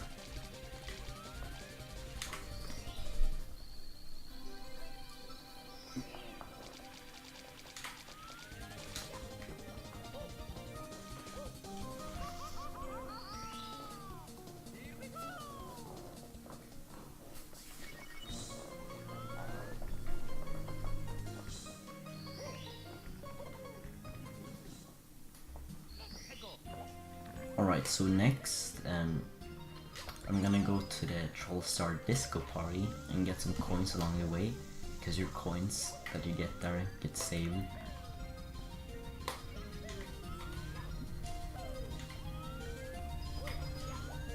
So we will do 80 coins after finishing the Troll Star Disco Party. So as you see, there are a bunch of stars in this room, except all of them except one are fake. And the real one, as you see, I just got the one that is more tilted than the others. So yeah, the real one is more tilted. And that's what you're supposed to look out for.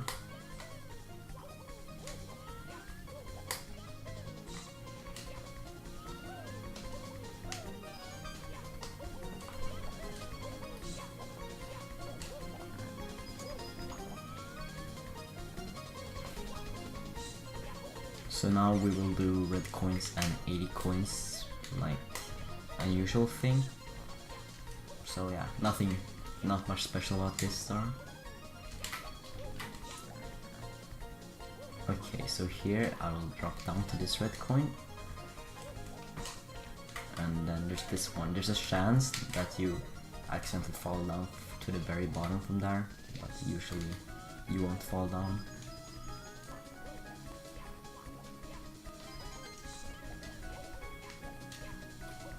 So yeah, you pretty much just triple jump up a bunch of steep slopes here.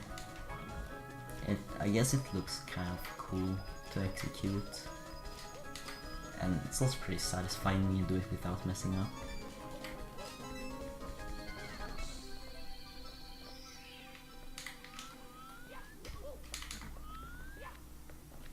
And then when you spawn on the red coin star, instead of come on.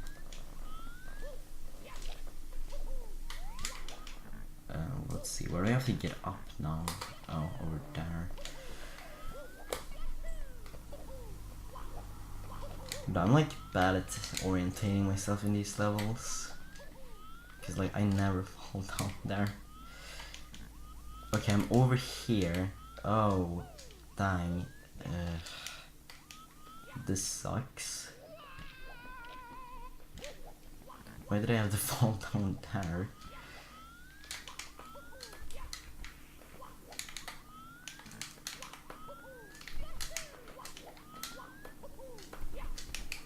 Okay, I'm not sure if I can actually get up here. Okay, there we go. Well, let's try that again.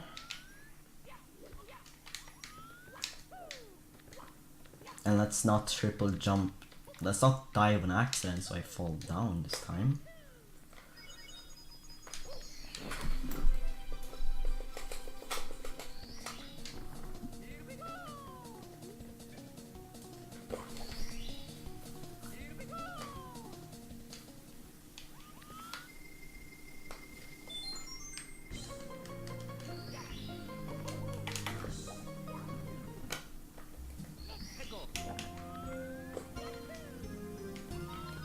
Okay, so now we only have one star left here. I just lost a bunch of time, so if anyone wanted to see me PB in a marathon, I'm sorry, but it's already dead, so.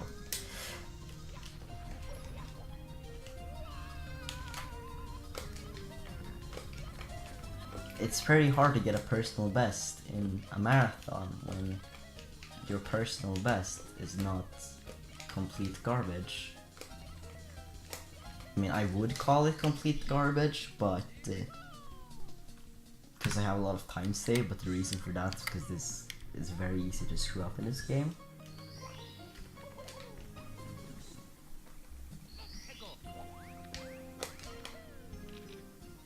Okay, so now we're done with course 13, and now it's time for course 12 to finish that. And again, this is one of the hardest levels.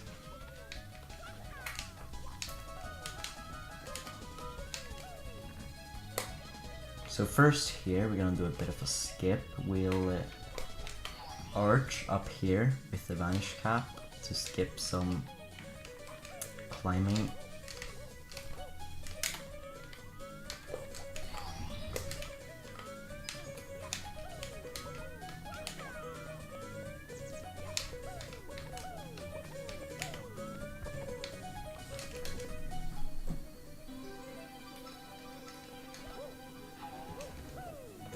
But the reason I said the thing about not being able to PB is like because a lot of people can like easily PB in marathons, like me in previous marathons. Like, I kind of got a PB last time I was on Winter SRM. And well, if people PB in marathons, they're just, well, either their PB is not optimized or they're good. And it's usually the latter for Katse. Katse is just too good. Just always PBs in a marathon.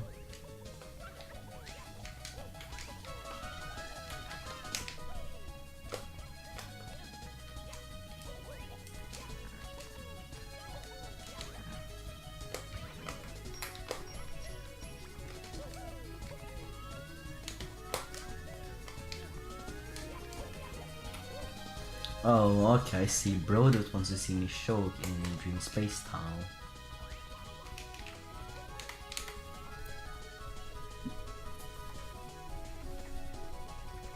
So we're gonna use this cannon to get over here. This is probably the hardest star in this level. You need to do some precise long jumps.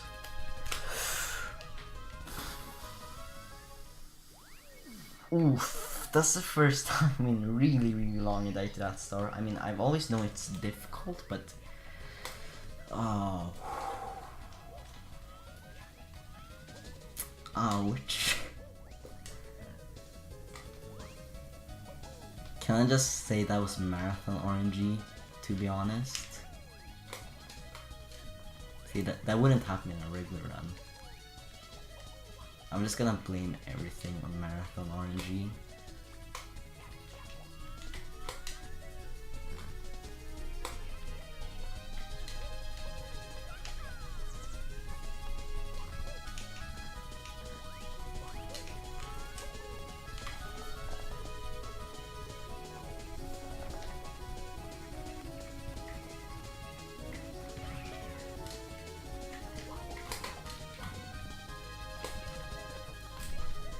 Okay, that's how it's supposed to look like. Basically, you can only stand on a few of those tiles, so that's why it's difficult, because the tiles are also small.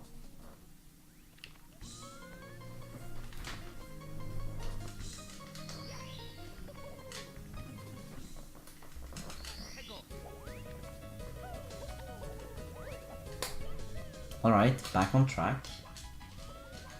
I think this should be somewhere in the like 230 range, somewhere between 230 and 235. I would say, yeah, it can't be at 230, but it can be sub 235 this run, so yeah. I should be able to beat estimate by about 10 minutes.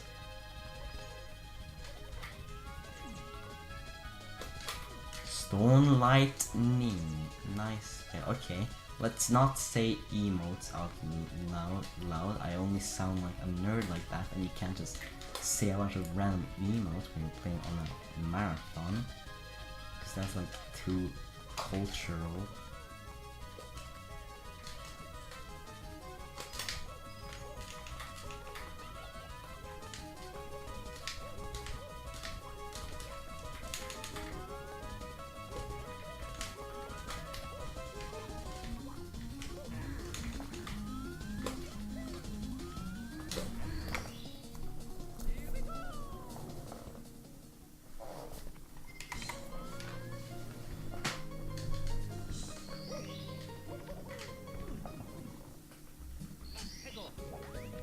Alright, so time for the last star in Dreamy Space Tunnel.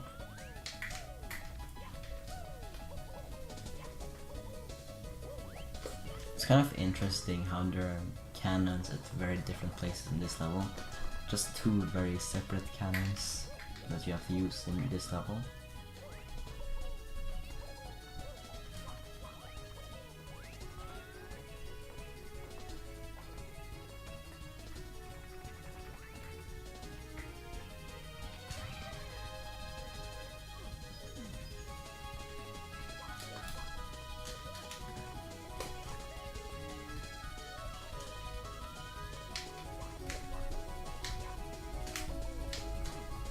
Oof. Also, I'm sorry for getting addicted to oof lately. It's just a great way to react to anything. Like, you can say it with anything. And I don't really know how it went from a Roblox meme to a common phrase, but it's just such a good phrase.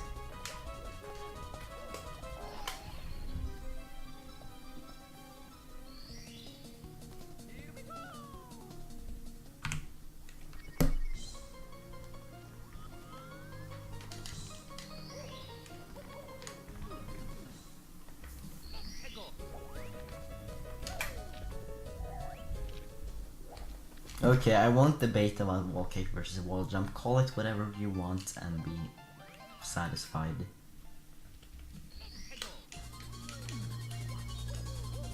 So now we're gonna get the last star in Shiny Needle Castle.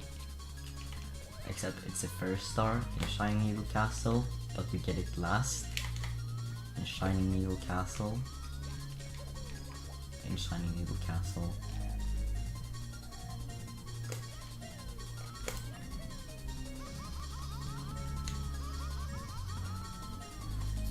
So there I do some lava boosting to skip a lot of that section.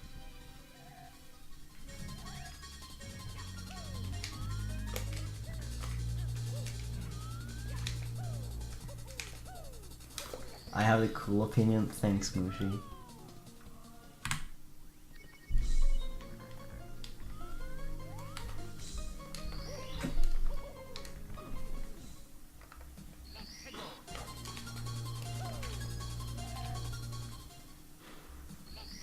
Okay, so now we're gonna finish up Sky High Ruins, and immediately we can jump from over here to this platform, which skips a lot of this section of the level.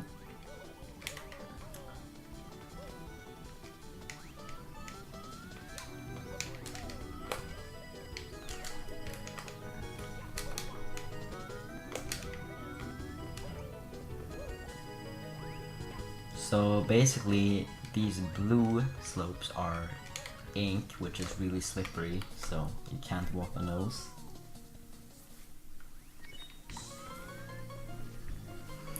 Okay, next up is the most difficult note block glitch in the run, because I can't really use my usual Q for it.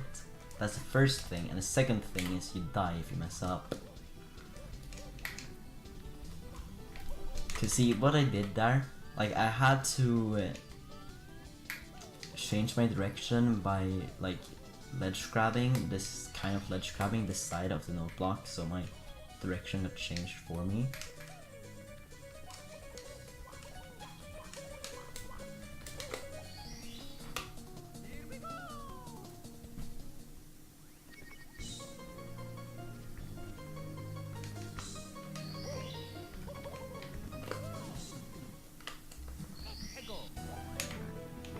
Okay, the game literally calls the blue stuff ink.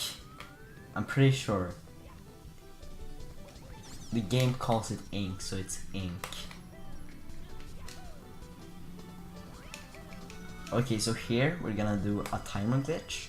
So basically we start a timer like that, then go to this star, which doesn't involve finishing the slide.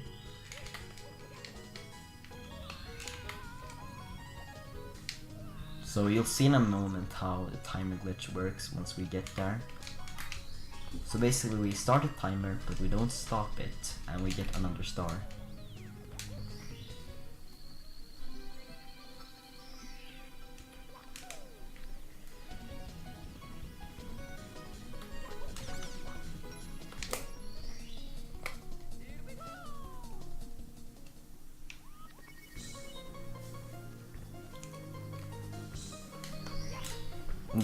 That star name is called, and it's like an easy inked path or something. Okay, so this run it's an okay marathon run. I had some mistakes like expected, but I haven't done too many horrible mistakes, so the run, it's fine, I should say. So there, with the timer glitch, so basically since the timer was already running from the last star and it never stopped, we just kind of get the star by going to the goal. So now we're gonna go to course 7. So now there's a bit of a skip here. Basically we can arch up the entrance to the factory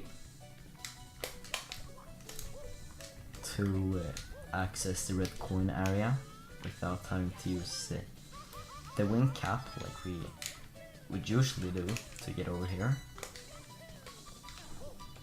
So we just collect the red coins as we get up.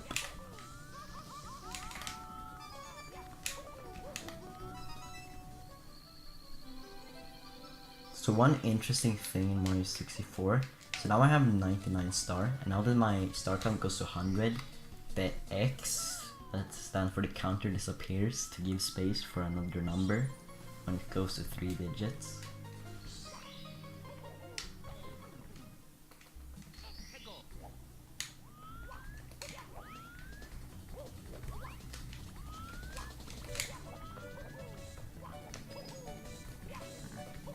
So now in Core 7, this is one of the most boring stars of the run. You just have to swim a bunch, pretty much. So I guess kind of the challenge of this star is you need to know how to swim quickly. You need to know the rhythm for that, because otherwise you're like going to drown.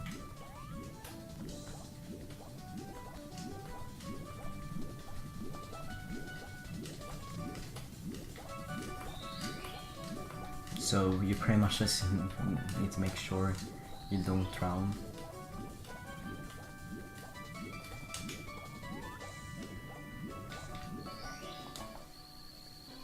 Oh yeah, the poorly hidden strat. So that arch wall kick up to the factory, basically. So we were having a relay race of all the Starbench games, 100%. And then I was running this game, and Void was also running this. And I was kind of lurking in his stream while he was doing a preparation run, like a practice run. And then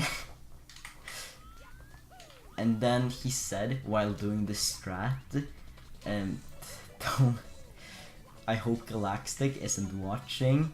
And then I looked at what he was doing, and the funny part is I wouldn't have noticed if it didn't say my name, so I noticed. Basically he just needed to be quiet about it and I wouldn't have noticed his strat. So that was pretty bad strat hiding.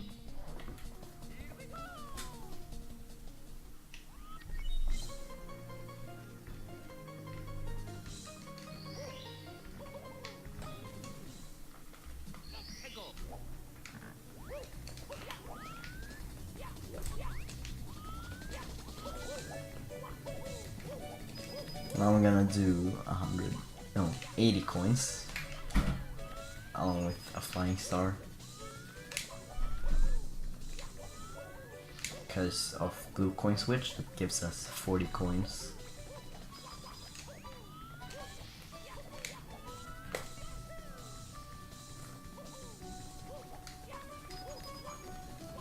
So we need to ground pound this box because it has a Lakitu in it, so we kill the Lakitu as soon as it appears from the box. So we don't even see the Lakitu, we just see coins pop out and a spiny.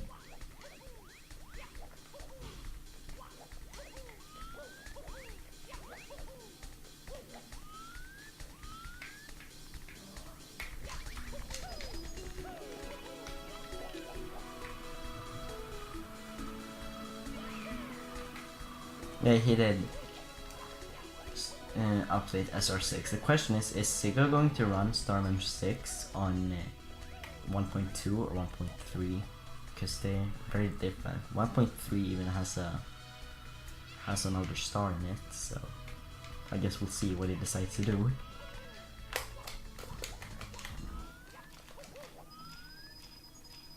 Okay, let's see. So if you're fast enough here, you can fly over to the platform right next to the star.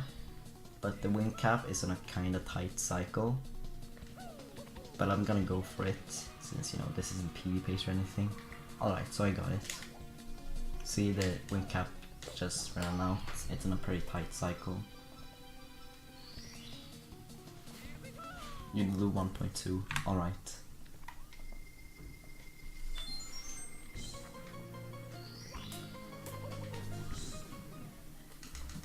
So now we're gonna save the last star, this for later, because it's very quick and easy to access this level by save quitting, and we're gonna do a last save quit later. Also, I just went the long way, I don't know why. But now we're gonna return to course 6 and actually finish it, since we kind of skipped over it earlier in the run.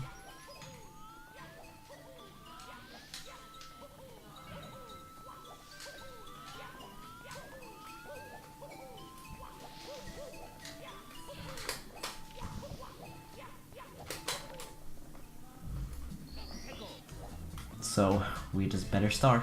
I guess I'm gonna start with the 80 coins, just why the heck not?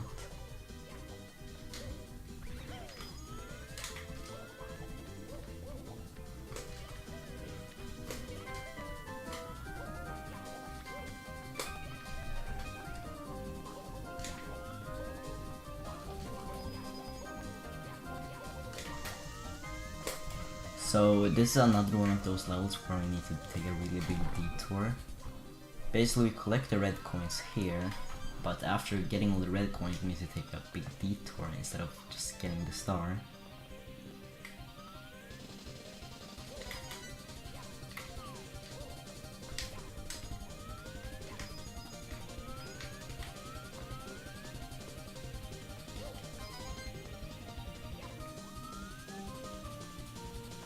So we will spawn the star here, since we kind of need the shell. And now I'm gonna try to go for a strat. I'll try to explain it after I've tried it. I messed up. So this strat is kind of dumb. So basically, when you bounce on a spring and riding a shell, you enter Shell Mario mode. And by being on that platform, your goal is to cancel Shell Mario mode and still be riding on the shell. But because there's a wall there, more likely than not you'll bonk and lose the shell. And if you don't bonk, you can keep riding the shell through all of this, and it saves a lot of time.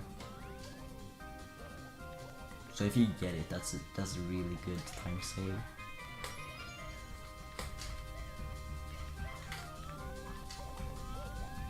And basically you use the shell until you get to the blue coin switch here.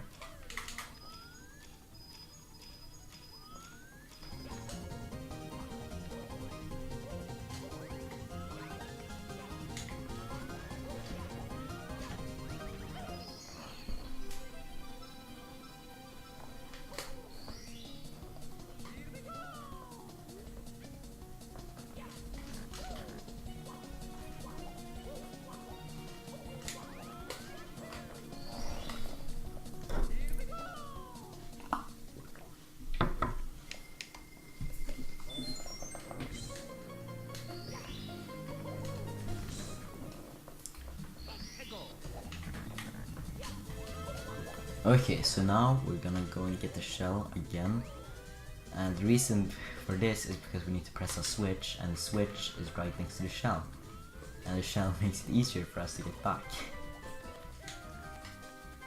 to where we need to go, because we need to hit the switch to spawn some blocks.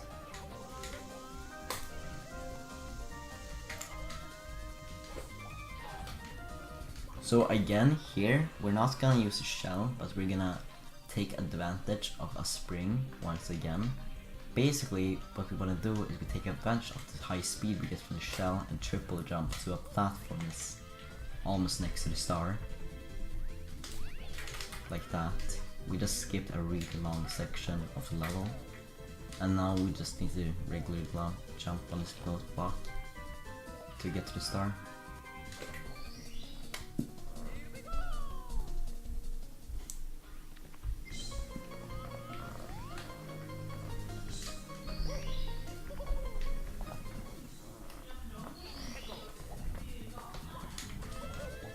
Anyway, so now we're gonna get the quickest star in this level.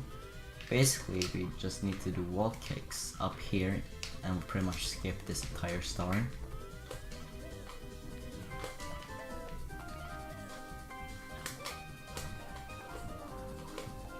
So see the ultra block down there?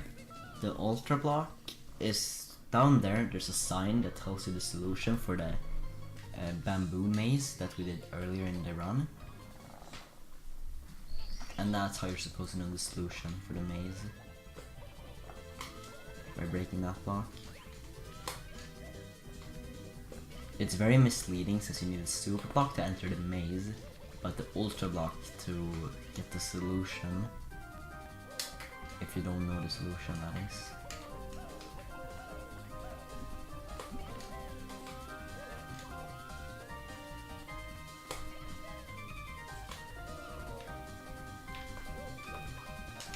So now we're gonna do panels.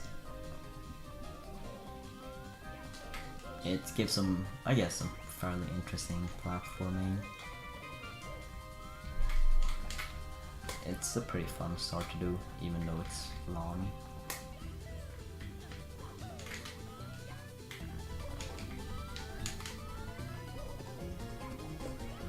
So now what we're gonna do is we're gonna enter the spider cave right here, activate the checkpoint, and then continue doing panels.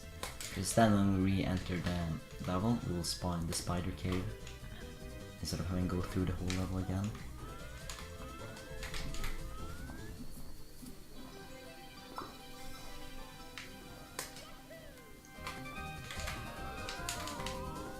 So you'll see real quick once we re-enter this level.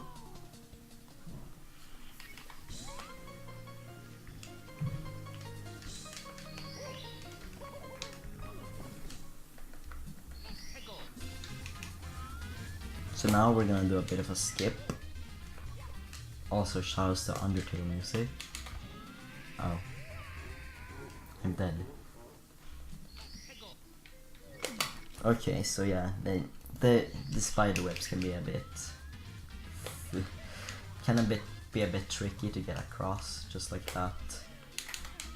You saw what happened there.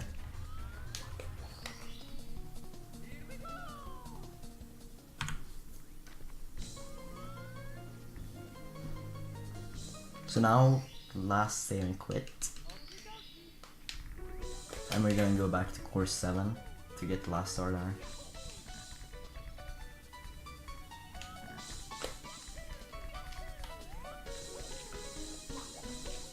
And by the way, dying in the spider caves loses like almost no time, so... Wait, why would there be a single star rule that doesn't allow you to start from a checkpoint? That's so weird.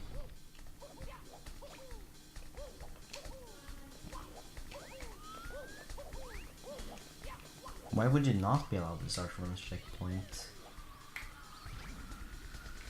Alright, so this is the final star of this level. We just have to do some flying and we get the star.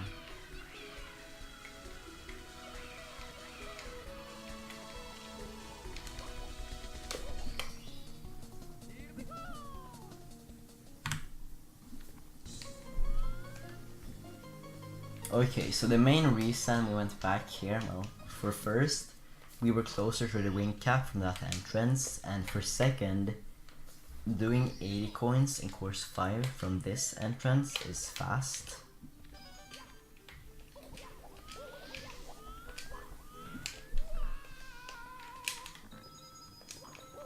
So yeah, now we're doing 80 coins in this level.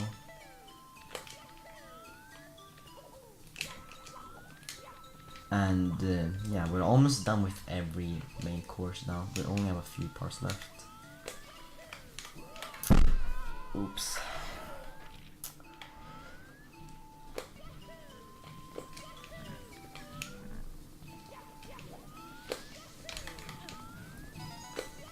Okay. Back on track. That heave-ho can be a bit troublesome. Okay, the argument about the thing is being banned in LLL with the volcano. I don't think that's the same thing, because like checkpoints in ROM hacks work very differently. Usually checkpoints are placed in very long levels, and that checkpoint in vanilla with the volcano is like there's like almost no time difference, so it doesn't really matter anyways. You have to travel so much longer if it's spamming the ROM hack, because usually checkpoints are only used when they're necessary. So yeah.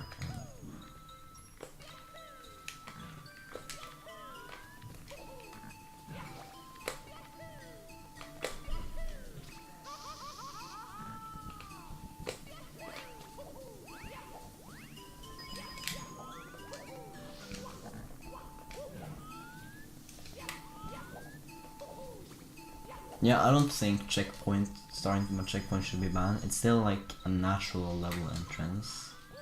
Like you don't, I feel like it's just...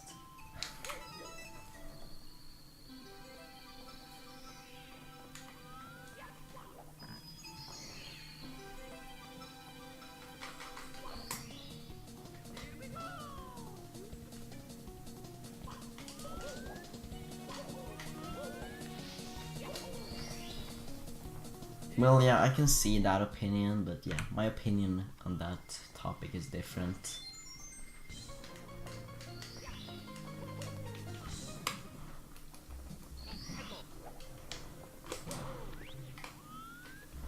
So now we are almost done. We finished course 5, now we're gonna get the very last star in course 2. And then we'll be close to wrapping up this run. After that.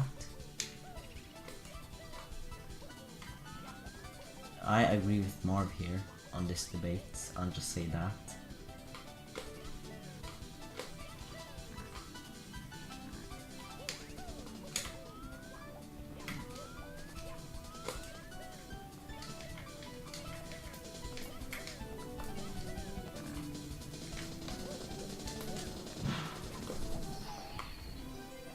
Yeah, that's not true. Like Boyd said. The checkpoints are also abused in this run. Like in the spider cave. You get the checkpoint and while doing another star. And then you can restart from a checkpoint after getting that star.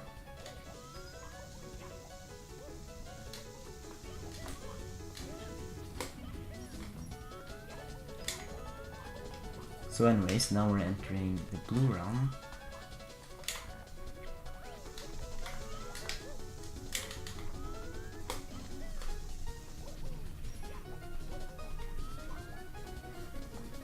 Basically we need to get to that secret door in course 1. Then we need to talk to this Babob.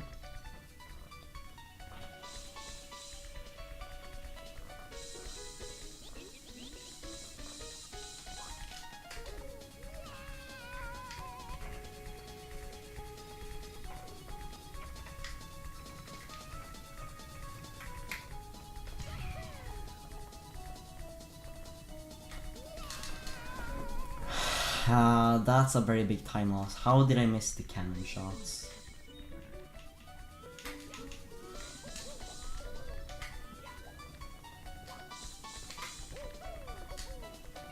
Wait, no, I have to enter this key door.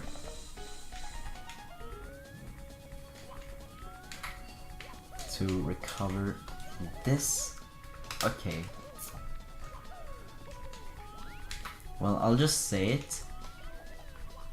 Okay, let's take the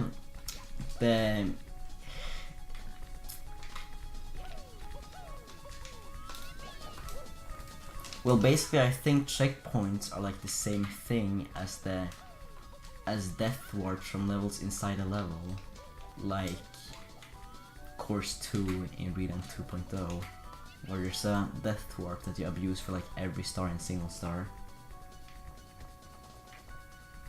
Also, I can't do this back up. Come on, dude. Just insult to injury at the end of the run. It's great.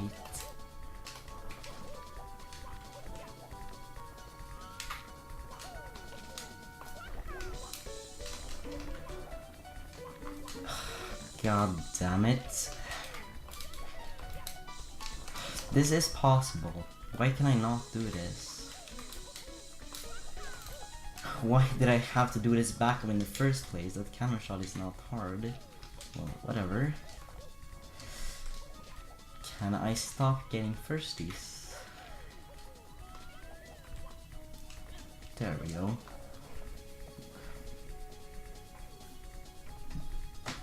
That's a dumb backup that I wish I never would have had to do, but we're back on track now.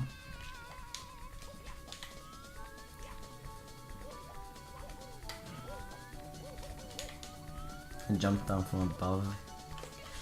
I guess I could have done that.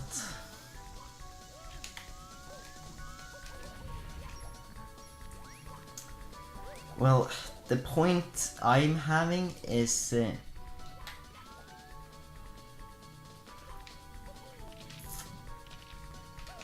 it's hard for me to explain while talking with the single start thing.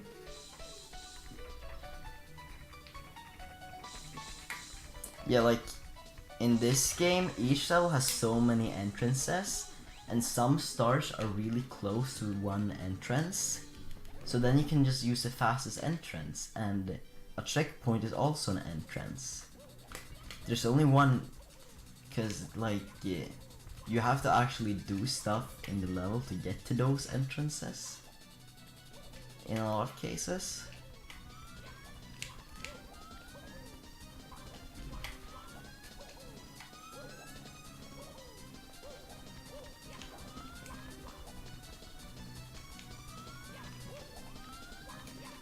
Yeah, I think you should just be able to use any level entrance.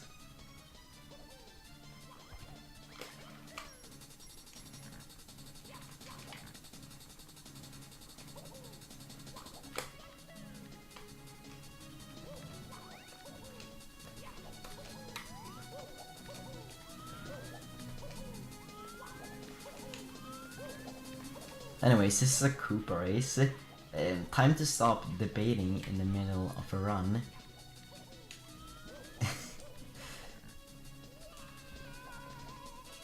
So yeah, this is the Koopa race. I'm sorry for getting off track there.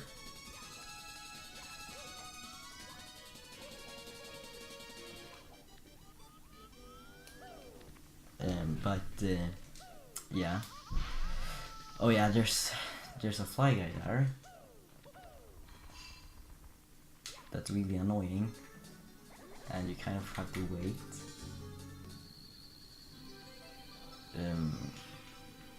Anyways, so now we're done with this blue round super secret level thing.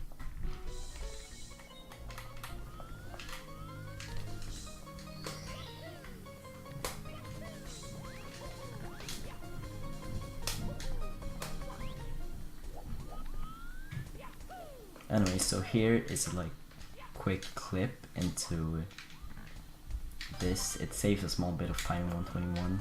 Basically, instead of going through the 75 star door, we just clip through that wall.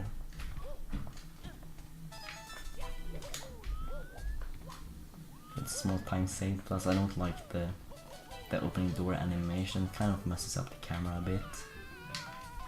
So yeah, this is the final area before the last boss.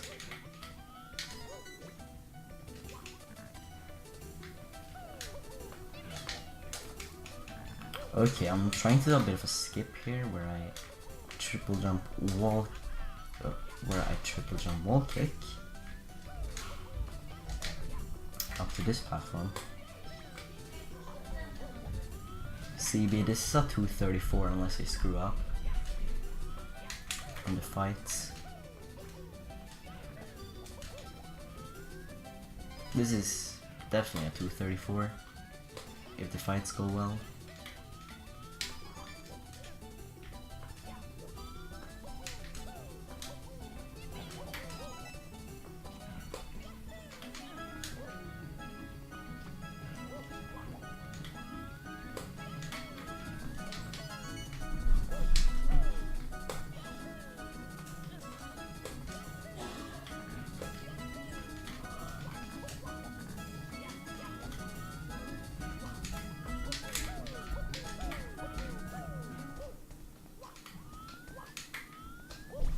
Alright, so that's the last red coin.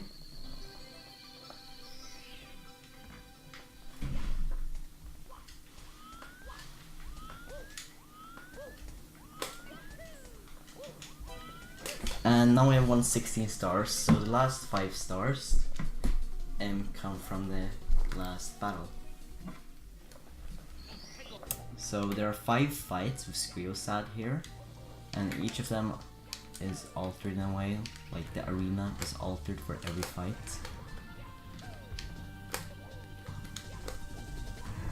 Anyways, I'm sorry for getting so off track in the commentary, but like, it's hard when Shad is moving so fast and I actually want to see what's going on in that debate. I'm sorry for getting so distracted.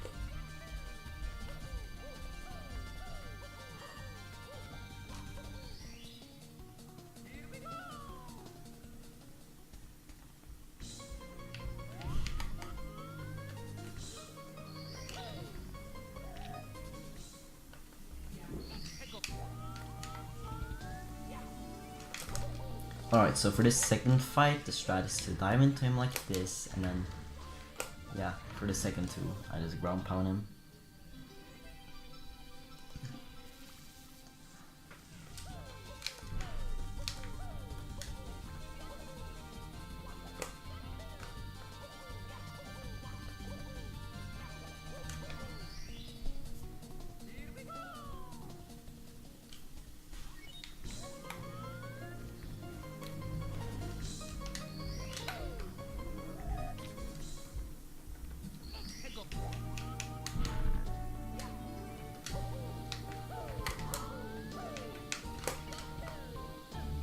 Okay, the reason we started talking about checkpoints is because I mentioned abusing a checkpoint in course 6, which I did a little while back.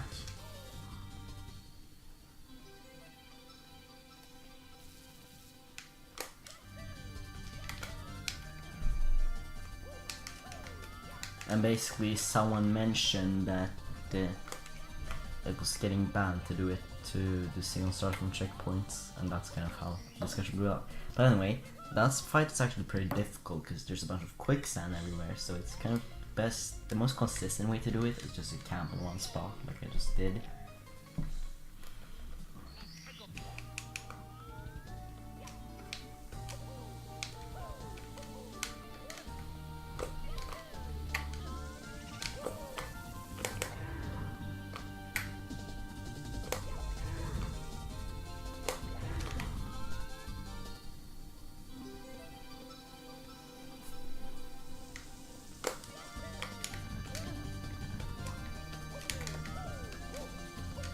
So that fight is also a bit difficult because the platforms, you don't have a lot of room to work with there.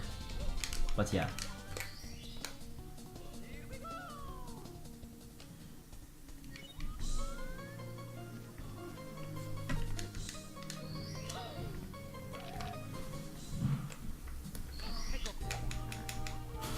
Okay, so this is the final fight. So basically, I think this fight is that everything is like crammed. It's kind of, yeah. So since we're getting close to the end of the run, could chat like actually focus on what's going on in the game, Kipo? So yeah, now we're getting the last star, but it's not timed quite yet. We actually have to select an ending. Basically, the story of this game, you need to choose who's gonna recreate Earth for us. Because the area we're in right now is supposed to be what's left of Earth, and we gotta choose who's gonna recreate Earth. So we can either choose Brodude or Time Rock, or a secret ending that is slower, but it's the best ending, of course. If we let Mario do it, we create a giant spaghetti bowl. Yay! And time on the fade out here. Time. That's a 234 on my end. Alright, so